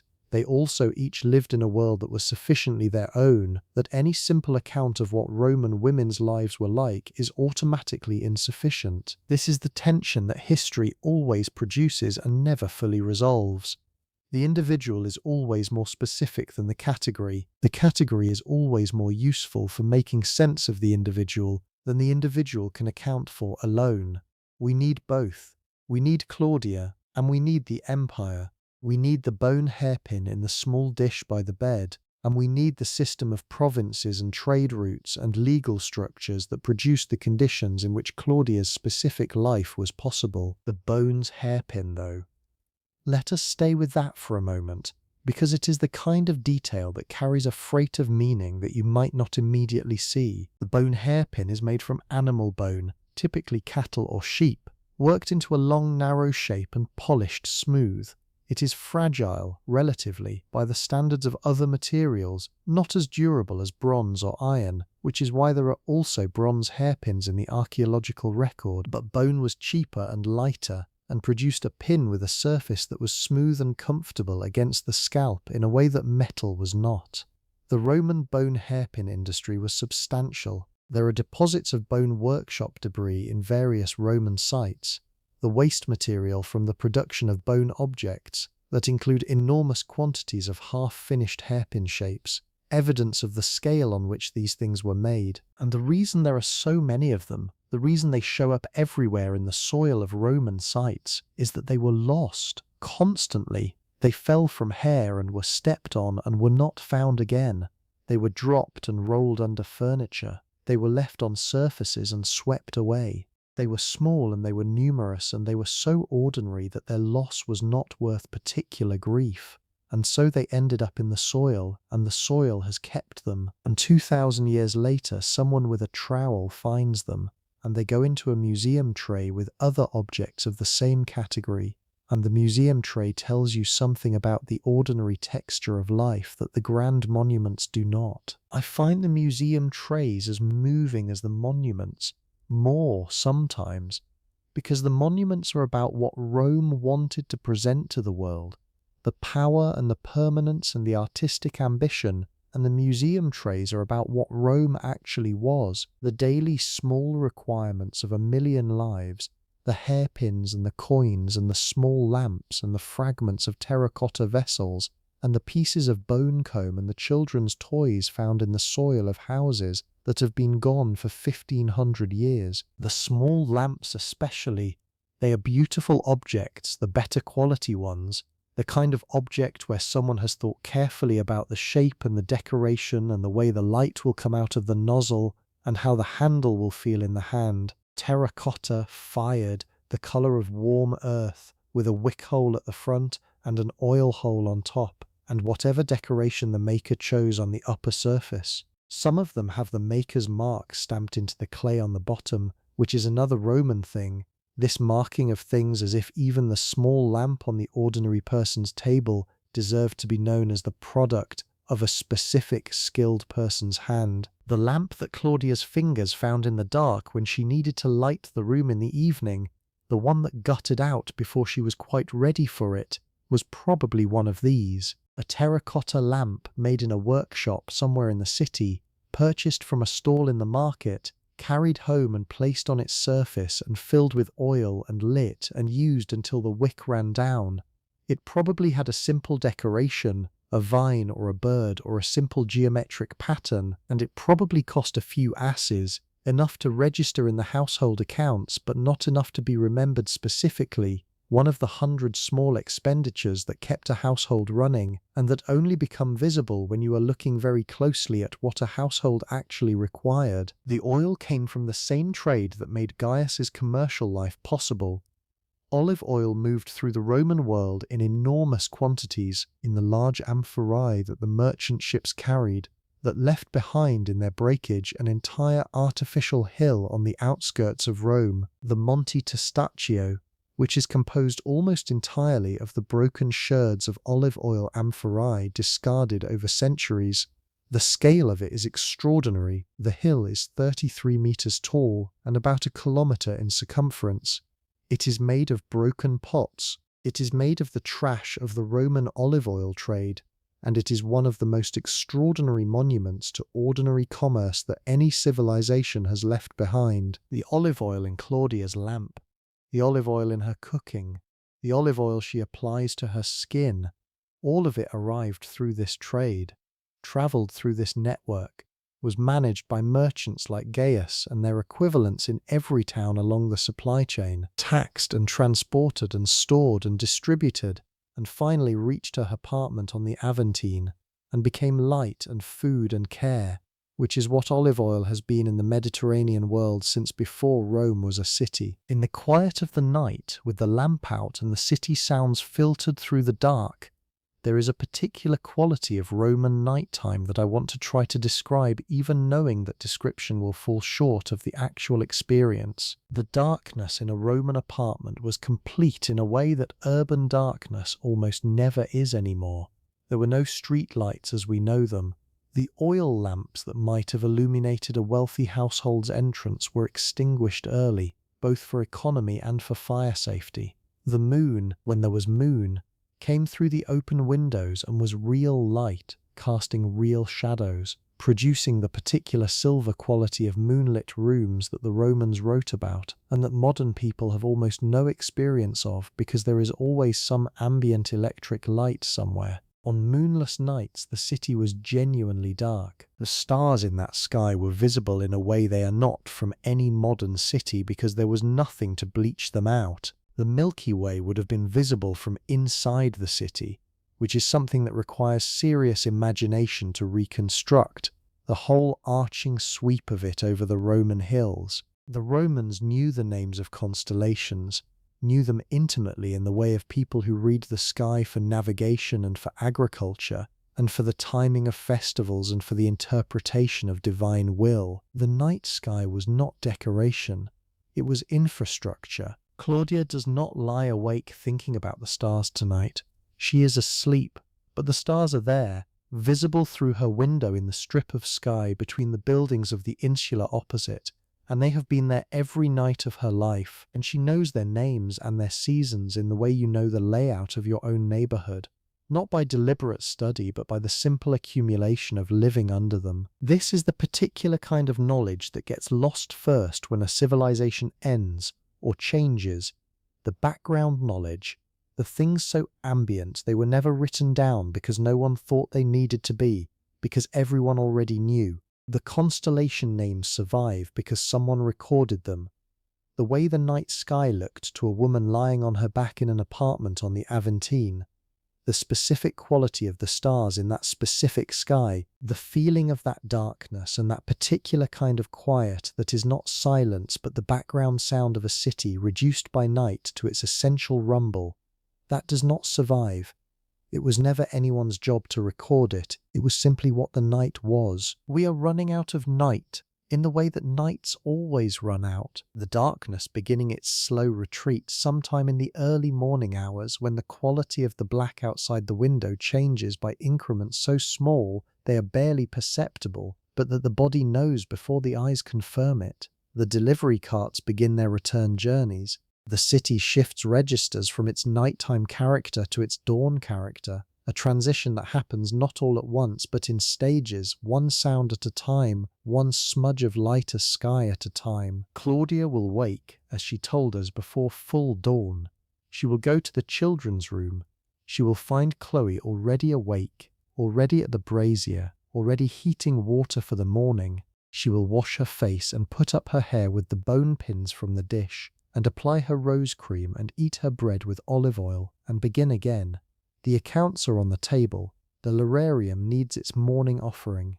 Gaius will be home in a few days, and she wants the apartment properly in order when he arrives. Not because it is not always in order, but because there is a particular order she maintains for herself, and a particular order she maintains for an arriving husband, and these are not quite the same thing, and she knows the difference. The week will go on, the city will go on, the wine will be diluted, the garum will be poured, the children will grow through their clothing and need new tunics, the neighbour's dog will continue to have opinions about the night, Terentia will come again next week or the week after, the temple of Isis will receive its small offerings, the bone hairpins will fall from the hair and be lost and replaced, and 2,000 years from now, someone will pull one of those pins out of the soil and hold it in their hand, this small polished sliver of ancient bone, and they will feel something that is partly the weight of time and partly something else, something harder to name, the knowledge that this small object was once warm from contact with another person's hair, that it held something in place that needed holding, that it was used and valued and then lost and then found again, and that the gap between its losing and its finding contains everything. Rome did not end on a single day. It did not fall the way a building falls. It changed over centuries slowly and in ways that people living through the change often could not see clearly because they were inside it. The women of Rome, the ones who wore the stalla and used the garum and maintained the larium and made the wool and put their bone hairpins in small dishes beside their beds, they did not know they were Roman women in the way we know they were Roman women, with the clarity that comes from looking back from a great distance. They were simply themselves, in their specific apartments on their specific hills, managing their specific days with the specific competence of people who have no reason to think their world is anything but permanent. The walls of Rome still stand in places, not all of them, but enough. You can walk along the Aurelian Wall on a particular morning in the city that was built on the ruins of the city that was built on the ruins of the city, and the stone is warm from the sun in exactly the way that stone has always been warm from that sun, and the light falls on the Aventine Hill at the same angle it always has, and somewhere under the modern streets, buried at depths that the archaeologists are still mapping, are the rooms where Claudia kept her accounts, and Chloe tended the brazier, and the children slept with their faces turned to the wall, and Marcus told his mother about Hannibal. The lamp is long out, the oil is gone, but the small dish beside the bed, the one for the bone hairpins, is still somewhere in that soil, waiting, and the night wraps itself around all of it, the ancient nights and the modern night and this particular night wherever you are. And Rome is a long way away in time, but the night itself is the same night, the same dark, the same quality of quiet before the day begins again, the same human impulse to lie down and close the eyes and let the day go, to trust that morning will come, to rest now. The city on the 7 hills is asleep, the lamps are extinguished. The carts on the cobblestones have gone quiet, the wine is stoppered and the garum is sealed, and the small terracotta bowl of rose cream sits on the chest beside the hairpin dish, and the room is dark and warm and still. Somewhere in the city, 2,000 years ago and very close, a woman turns over in her sleep and pulls the woven blanket to her shoulder and does not wake. The stars move in their usual silence over the Roman hills. The Tiber catches them and releases them and catches them again. Sleep well, my friend. Rome is a long way away, but tonight we were there, together, in the lamplight and the garum and the bone pins and the warm dark of an ordinary night, in a world that felt permanent and wasn't, and left behind, in its impermanence, everything that matters. The night is still. The city breathes. Good night. Now, before we let the night close entirely, there are things we have not yet touched. Things that lived in the daily texture of Roman women's lives with such regularity that to leave them out would be to leave the picture incomplete, and I am not ready to leave this city yet. I do not think you are either. Let us talk about the Roman market, because the market was where a substantial portion of daily life happened, and the women who moved through it were not background figures. They were participants, agents, people conducting transactions and making judgments and navigating a commercial world that was considerably more sophisticated than the simple image of ancient commerce sometimes suggests. The Forum Boreum, the Forum Holitorium, the Macellum, the various specialty markets scattered through the neighborhoods of the city, these were not just places to buy food, they were the daily exchange point for news, for social connection, for the particular lateral information sharing that happens when people who know each other slightly encounter each other in a context where there is a reason to stop and speak. The Roman market had the social function of the medieval town square and the village well and the corner cafe combined into a single busy space that smelled of fish and cabbage and fresh bread and animal, and the particular dense warm smell of a lot of human beings in a relatively small area on a Mediterranean morning. Women came to the market with baskets, which is one of the details the ancient sources are consistent about. The basket as the woman's market accessory in the way that the toga was the man's public accessory. The Roman basket trade was a real industry, basket woven from willow and rush and esparto grass in shapes that were specialized for different purposes. The broad, shallow basket for bread and flat things, the deep round basket for vegetables and fruit, the handled basket for the morning's general shopping, which was daily, because most Romans were buying what they needed for that day rather than provisioning ahead in the modern manner, partly because there was no refrigeration and partly because the markets were there and the walking was not far and the habit was daily. The women who sold in the markets are an interesting population.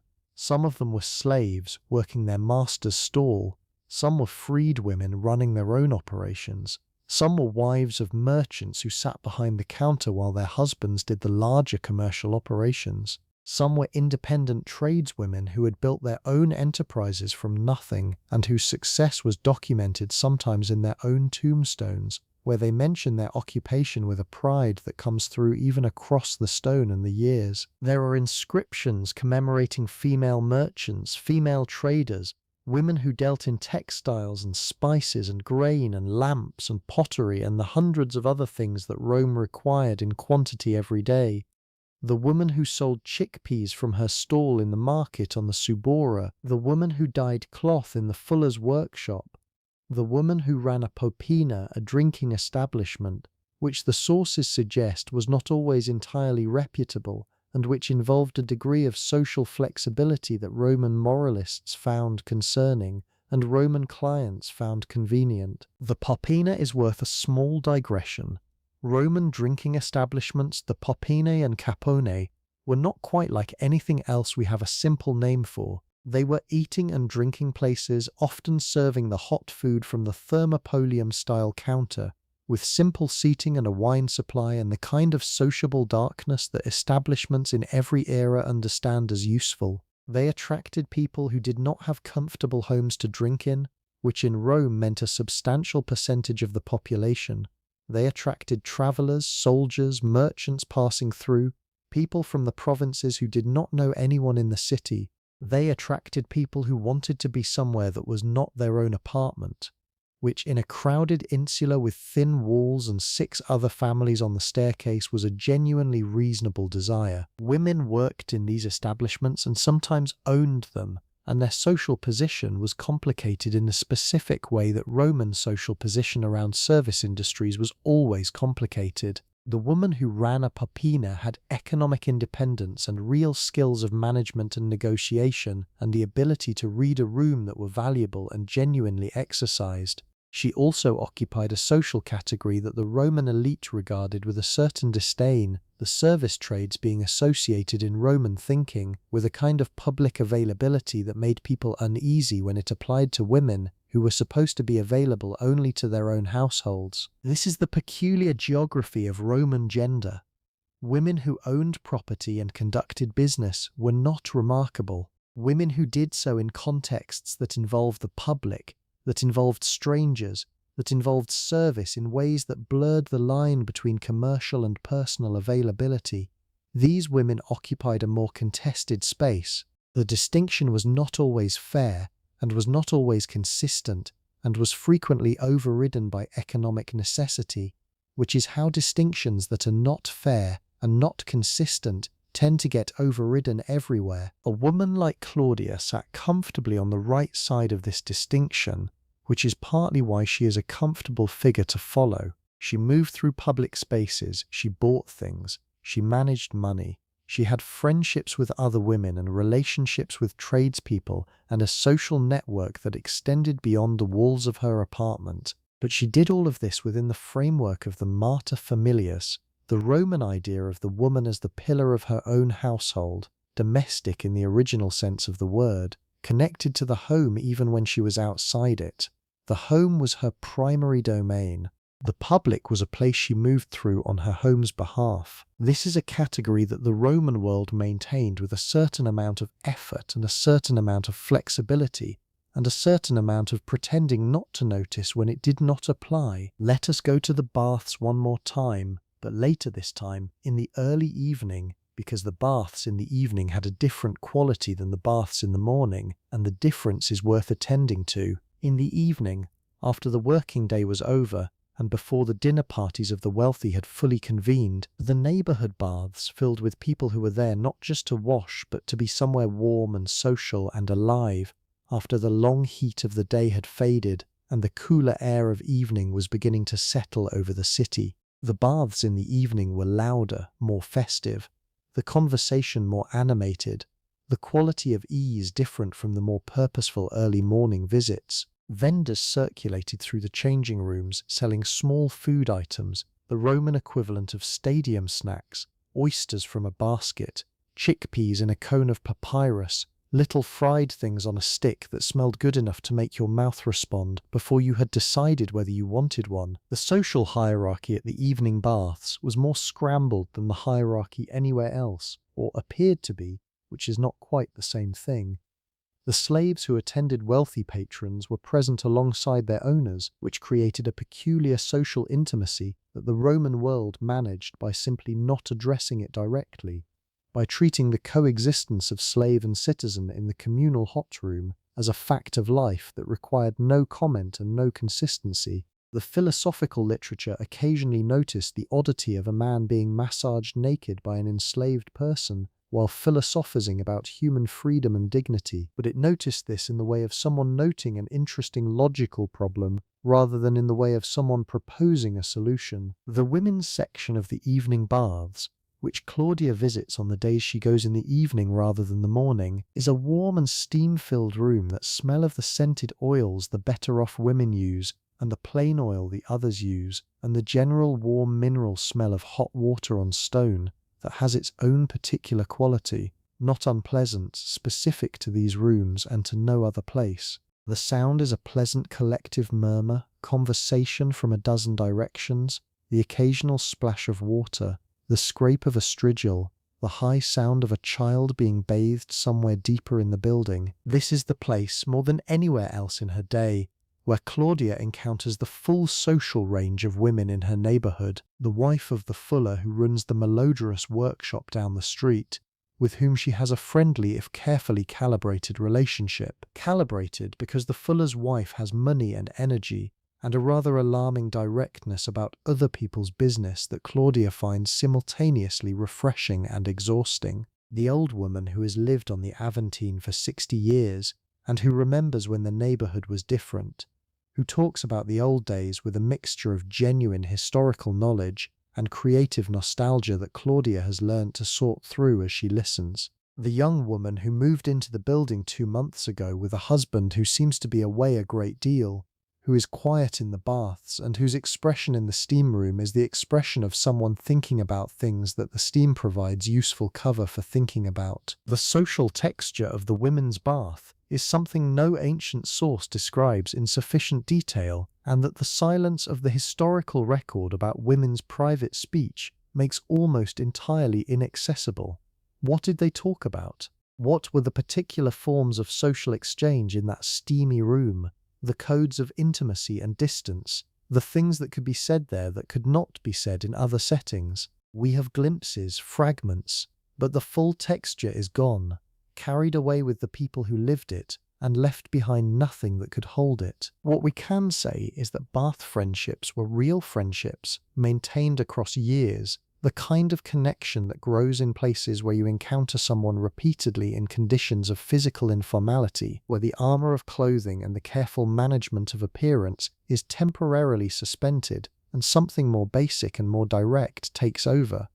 The women of the Aventine who shared the evening baths knew each other's bodies in a way that they did not know anyone else's, knew who was pregnant before anyone had announced it, knew who was ill by the particular quality of tiredness in the face, knew who had been crying by the redness around the eyes that the steam did not quite conceal. This physical knowledge of each other, the bodily visibility of other women in a bathing culture, is one of the most alien things about the Roman world to the modern imagination. So accustomed to the segregation of the body from the social, the privacy of the physical self, guarded by the separate bathroom and the separate dressing room, and the general understanding that one's body is not the business of one's neighbours. Roman women's bodies were social in ways that produced a different understanding of the boundary between self and community, a more porous boundary, a more mutual one. After the baths, in the particular feeling of late afternoon cleanness and warmth, there was a quality of physical ease that settled into the body for the rest of the day, the bones feeling loose in a way they had not before, the skin smooth and slightly flushed, the muscles of the shoulders relaxed in a way that made the ordinary tension of the day feel retrospectively heavy. The Romans understood this feeling and valued it.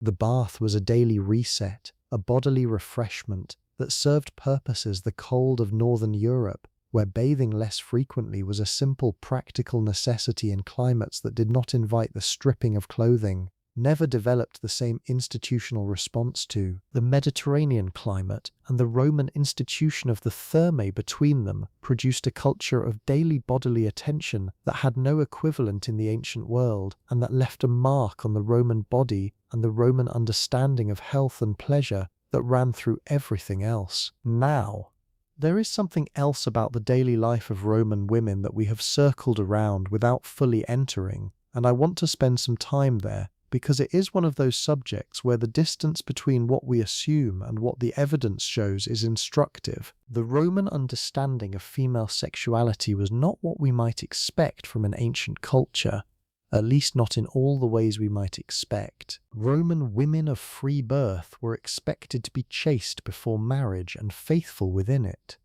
That is the simple version. The complex version is considerably more interesting.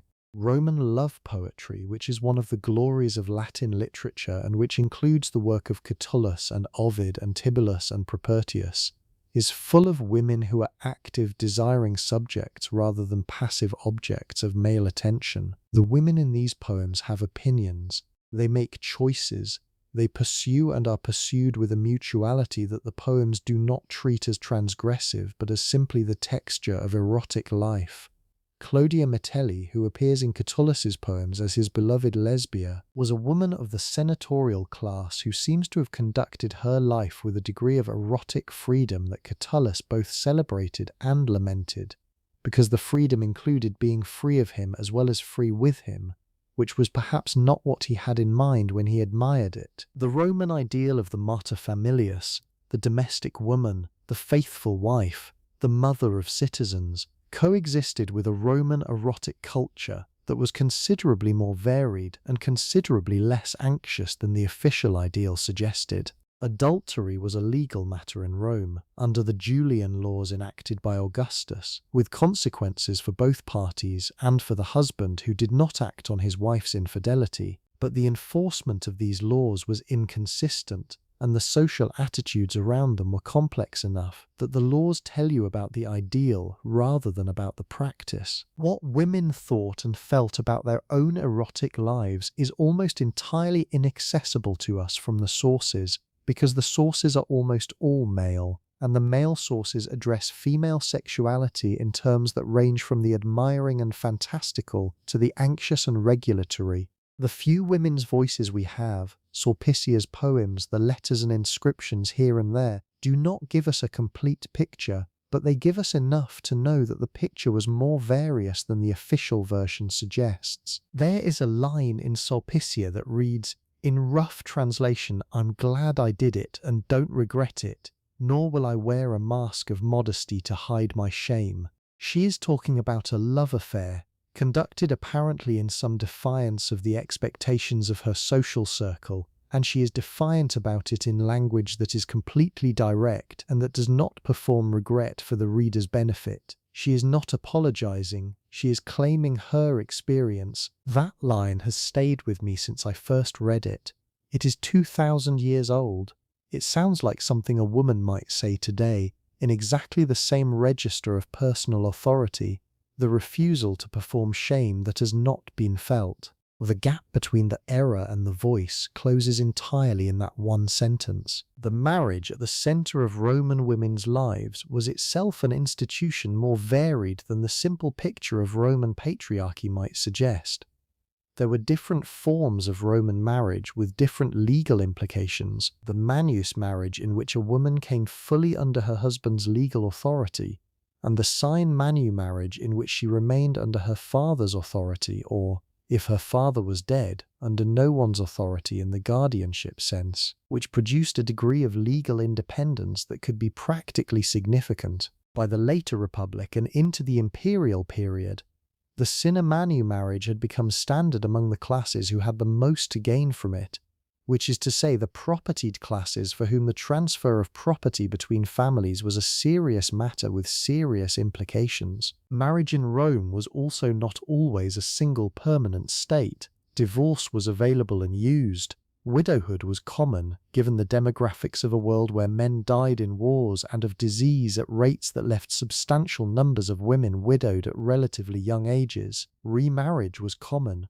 There are women in the Roman record who married 2, 3, 4 times, accumulating through successive marriages and inheritances a personal financial position that could be considerable. Claudia's own marriage to Gaius is a sine manu marriage, which she understands in practical terms as meaning that the small fund she keeps in the corner of the household accounts is hers in a legally meaningful sense, not just in the sense that Gaius has generously allowed it. This is a distinction that matters to her. She could not tell you exactly why it matters the way it does, only that it does, that there is something in the legal fact of it that anchors her in a way that the practical reality alone would not quite achieve. Gaius is a good husband by the standards available to her in this time and place. He does not beat her, which was not prohibited under Roman law, and which was practiced in varying degrees in Roman households in ways that the sources acknowledge without particularly condemning. He consults her on household decisions of consequence. He is faithful to her knowledge, though she is not naive enough to believe her knowledge is complete and there are certain quarters of the city she does not inquire after. He is kind to the children. He brings her small gifts from his commercial travels, not expensive gifts but thoughtful ones. A particular kind of dried fruit he knows she likes, a small piece of pottery from a workshop he passed that had a bird design she would appreciate. She loves him with the specific love that is built from years of daily proximity, the love that is different from the love of the first months, less overwhelming and more structural, like the difference between a fire that burns dramatically and a hearth that simply produces heat.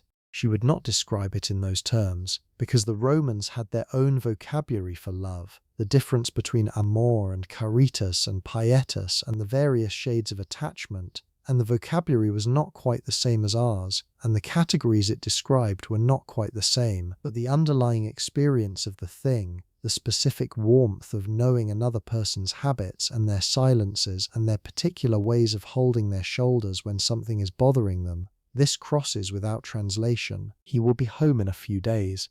She is making a note of things to tell him, the small accumulation of household events that need his attention or his knowledge, the account of the children's weeks, the neighbour dispute that has been bubbling below the surface, and that she has managed successfully so far, but that may require a more formal kind of resolution, and also, beneath the practical accounting, the simple private pleasure of anticipating the resumption of the ordinary, the routines built for two that feel incomplete when conducted for one. Let us move to the women we have not yet fully met, the women for whom the ordinary held a different shape, because in Rome, as everywhere, the majority were not comfortable, and the majority were not free. The slave women of Rome are the most invisible people in the most visible civilization of the ancient world.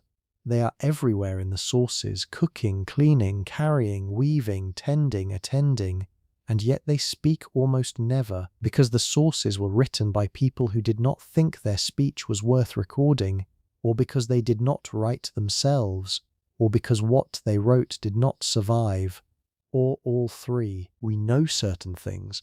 We know that domestic slavery in Rome operated at every level of the household economy, from the most skilled positions, the ornatrix who dressed a noblewoman's hair, the highly educated Greek or Alexandrian tutor who taught the children of wealthy families, the secretary who managed correspondence, to the most menial, the scullery work, the water carrying, the chamber pot maintenance, which is not something the sources linger on but which required someone to do it, and that someone was a slave. We know that the experience of domestic slavery ranged across a spectrum from something that looked, from the outside, like a relatively comfortable domestic position with reasonable food and shelter and a degree of stability, to experiences of violence and degradation and complete exposure to the arbitrary will of owners whose behavior was not subject to meaningful external constraint.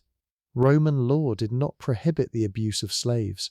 It extended certain theoretical protections, but the enforcement of these protections was largely theoretical. We know that slaves could be freed, that manumission was relatively common in Rome compared to other slave-holding societies, and that freed slaves, libertae and libertae, occupied a specific legal and social category with defined rights and continuing obligations to their former owners. A freed slave became a Roman citizen if she had been freed under certain conditions, which is a remarkable fact about Roman law.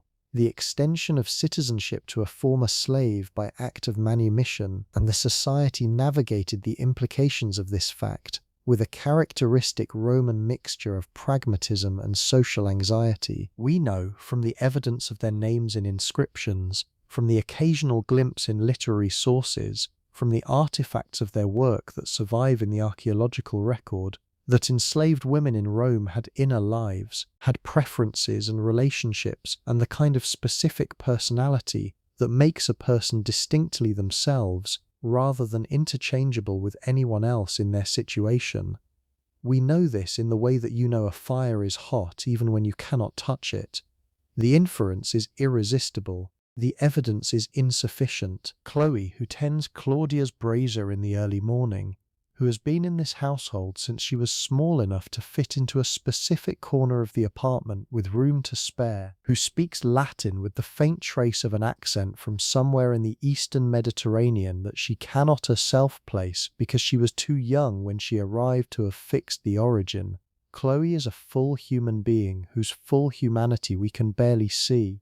We see the functional surface, the water heated, the brazier tended, the children settled, the small unkindness received with the careful expressionlessness of someone who has learned which expressions are safe and which are not. What is beneath the expressionlessness? What Chloe wants and fears and remembers and hopes, this is almost entirely gone. replaced by the silence that the historical record maintains around the people it did not think worth speaking to. This is not something the historical record did accidentally. It is something the historical record did with intention, whether or not the people making the record were aware of it as a choice. The voices that survive are the voices that mattered, in the estimation of the people in charge of what mattered. And Chloe's voice did not matter to the people in charge, and so it is not there. But she was there. She was in that apartment every morning in the dark before dawn, getting the water warm. She was the first one awake and sometimes the last one to sleep, and the days were long in a way that Claudia's long days were not quite comparable to, because at the end of Claudia's long day there was the bone-pin dish and the rose cream and the woven blanket and the particular warmth of belonging to a household rather than being owned by one. Chloe's night, in her narrow room off the main corridor, with whatever thin covering she had been given, with whatever interior life she carried into the dark with her, is not something we can reconstruct. Only note that she was there, and that she was a person, and that the morning she made possible for everyone else was not the same morning she herself experienced. This is the thing that keeps insisting itself in every era we visit, the way that the comfort and the ordinary pleasure and the warm lamp and the good bread rests on a foundation that is not itself comfortable. The way that Claudia's rose cream and her bone hairpins and her competent management of the household accounts exist within a system that also contains Chloe and her narrow room, and the absence of any record of what Chloe thought about any of this. The history cannot be comfortable about this.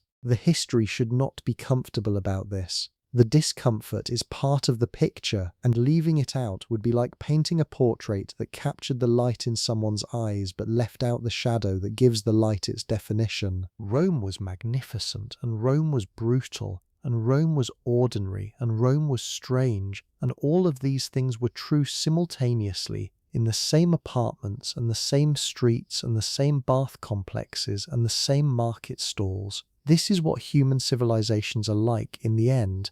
Not one thing but several things, holding each other in a tension that looks from inside like just the way things are, and from outside looks like something that required choices. The night is late now, later than it was. The quality of the dark through the window has shifted almost imperceptibly, the way it always does in the last hours before dawn. Something slightly less dense about it, the stars beginning to lose the sharpest edge of their brightness in that imperceptible way that precedes the first grey. The sounds of the city continue, the carts on the cobblestones, the distant voice, the city's permanent undertone, but there is a quality of the very deep night that is its own thing, different from the early night and different from the approach to dawn. A stillness within the noise that is the closest the city comes to something like peace. Every city has this moment. Rome had it. Whatever city you are in right now has it. This hour, this specific configuration of darkness and sound and the particular stillness underneath the sound, let us be in it together for a little while. The Tiber runs through the city in the dark, as it has always run, as it runs now, carrying the water of the Apennines down to the Tyrrhenian Sea. In Claudia's time it ran more wildly than it does now, prone to flooding in winter in ways that could be catastrophic, swelling over its banks and into the low-lying parts of the city with a force that the walls of apartment buildings were not always built to resist. The city and the river were in a complicated relationship, dependent on each other and sometimes at war with each other. The river giving Rome its access to the sea and its water supply, and its capacity for commerce, and occasionally reminding Rome who had been there first. In the dark of this particular autumn night, the Tiber is at its ordinary autumn level, running clear enough over the stones near the banks, darker and faster in the centre channel where the depth was greater. The sounds of the city are reflected back from the water surface in a particular acoustic effect that anyone who has walked near a river in a city at night will recognize. A slight doubling and deepening of the sound, the water adding its own contribution to the acoustic texture. The boats at the docks along the river are still. The river workers who will begin their day before dawn are not yet awake, or are awake but not yet at the docks.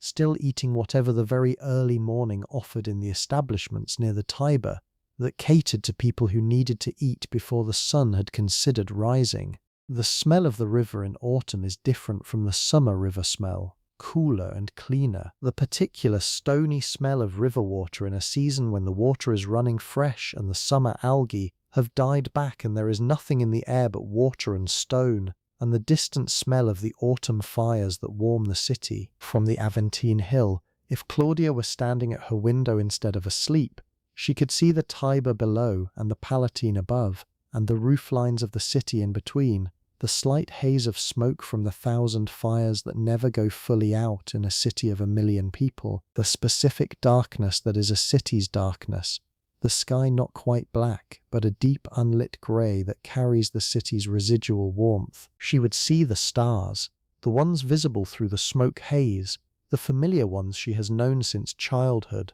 the Pleiades in the east, which meant it was moving toward the autumn planting time in the agricultural calendar that ran beneath the political calendar like a bass note, Orion beginning to rise, the particular brightness of Jupiter which the Romans understood as a planet, a wanderer, moving through the fixed stars on its own schedule, associated with the chief god and therefore watched with particular attention for signs. Roman astronomy and Roman astrology were not clearly separated in the way we separate them now. The same knowledge of the sky that allowed navigation and agricultural timing also fed astrological interpretation, and the interpretation of celestial events as significant for human affairs was not fringe belief in Roman culture but mainstream practice, consulted by emperors and generals and private individuals with equal seriousness. The horoscope as a framework for understanding individual destiny was a Roman cultural export taken from Hellenistic astrology and adapted and spread through the empire in a way that persists in attenuated form in our own culture's casual relationship with horoscope columns. Claudia knows her own birth horoscope, the constellation in which the sun rose on the day of her birth, the positions of the significant planets on that day. Her mother had it cast by an astrologer when she was born, which was a standard practice for families who could afford it, and the document has travelled with her from her parents' house to her married home, and is kept in the chest with the important documents, the marriage contract, the children's birth records, the records of certain property transactions. She does not consult it frequently, but she knows it is there, and knowing it is there is its own form of comfort, the sense that her life has a shape that was visible at its beginning, and that the shape, whatever it is not arbitrary. This is very human, the desire for a shape, for the sense that one's life coheres into something more than a sequence of events. The Romans found that shape in astrology and in religion and in the philosophical frameworks that gave meaning to the relationship between the individual life and the larger order of things. We find it in other frameworks or in the same ones in slightly different forms. The desire itself is continuous. The morning will come. The morning always comes. In Rome in the 2nd century it came with the particular light of a Mediterranean autumn, the sun rising behind the hills to the east and flooding the city from an angle that made the stone warm and golden before it made anything else warm, the stone absorbing and holding the light with a quality that the Latin poets noticed and described, and that anyone who has been in Rome in the early morning has experienced directly. That particular quality of morning light on ancient stone, the warmth of it, the way it makes the old surfaces glow from within rather than just reflect. Claudia will wake to this light. She will go to her children and find Livia awake and chattering, and Marcus still deeply asleep in the way of 7-year-old boys who have recently discovered that sleep is one of the few things in life you can control simply by not moving. She will begin the small ceremonies of the morning, the water, the hair, the cream, the lararium, and the day will assemble itself around her the way days do, not all at once but piece by piece, one small thing calling the next into place. And somewhere in all the small pieces of that ordinary day, in the account of the grain purchase and the conversation with Terentia and the visit to the temple and the children's dinner and the lamplight and the bone pins going one by one into the dish, there is the full weight of a life, not a grand life, not a life that the histories were written about, not a life that required exceptional circumstances or exceptional courage or exceptional talent, just a life conducted with competence and care and the kind of daily attention that keeps a household and a marriage and a pair of children moving forward through time. The ordinary life is not the lesser life. The quiet life is not the smaller life. The history that does not appear in the accounts of battles and political crises and senatorial debates is not an absence of history. It is the history of the actual texture of time, the way most of it was actually spent, the hours and the days and the years of being alive in a specific place in a specific body, with specific people around you, and a lamp that gutters when the wick is not trimmed, and a brazier that needs tending before dawn, and a bone hairpin dish that sits beside the bed and is invisible to everyone except the person who uses it every morning and every night. That dish is the history. That dish is the whole world, in its small, specific terracotta way. Sleep now. The lamp is out. The city is in its deepest night. The stars are doing what they have always done, moving in their patient circles over the city, on the hills, over the river, over the rooftops of the insulae where 1,000,000 lives are sleeping. The rose cream smells faintly of what it is. The blanket is warm.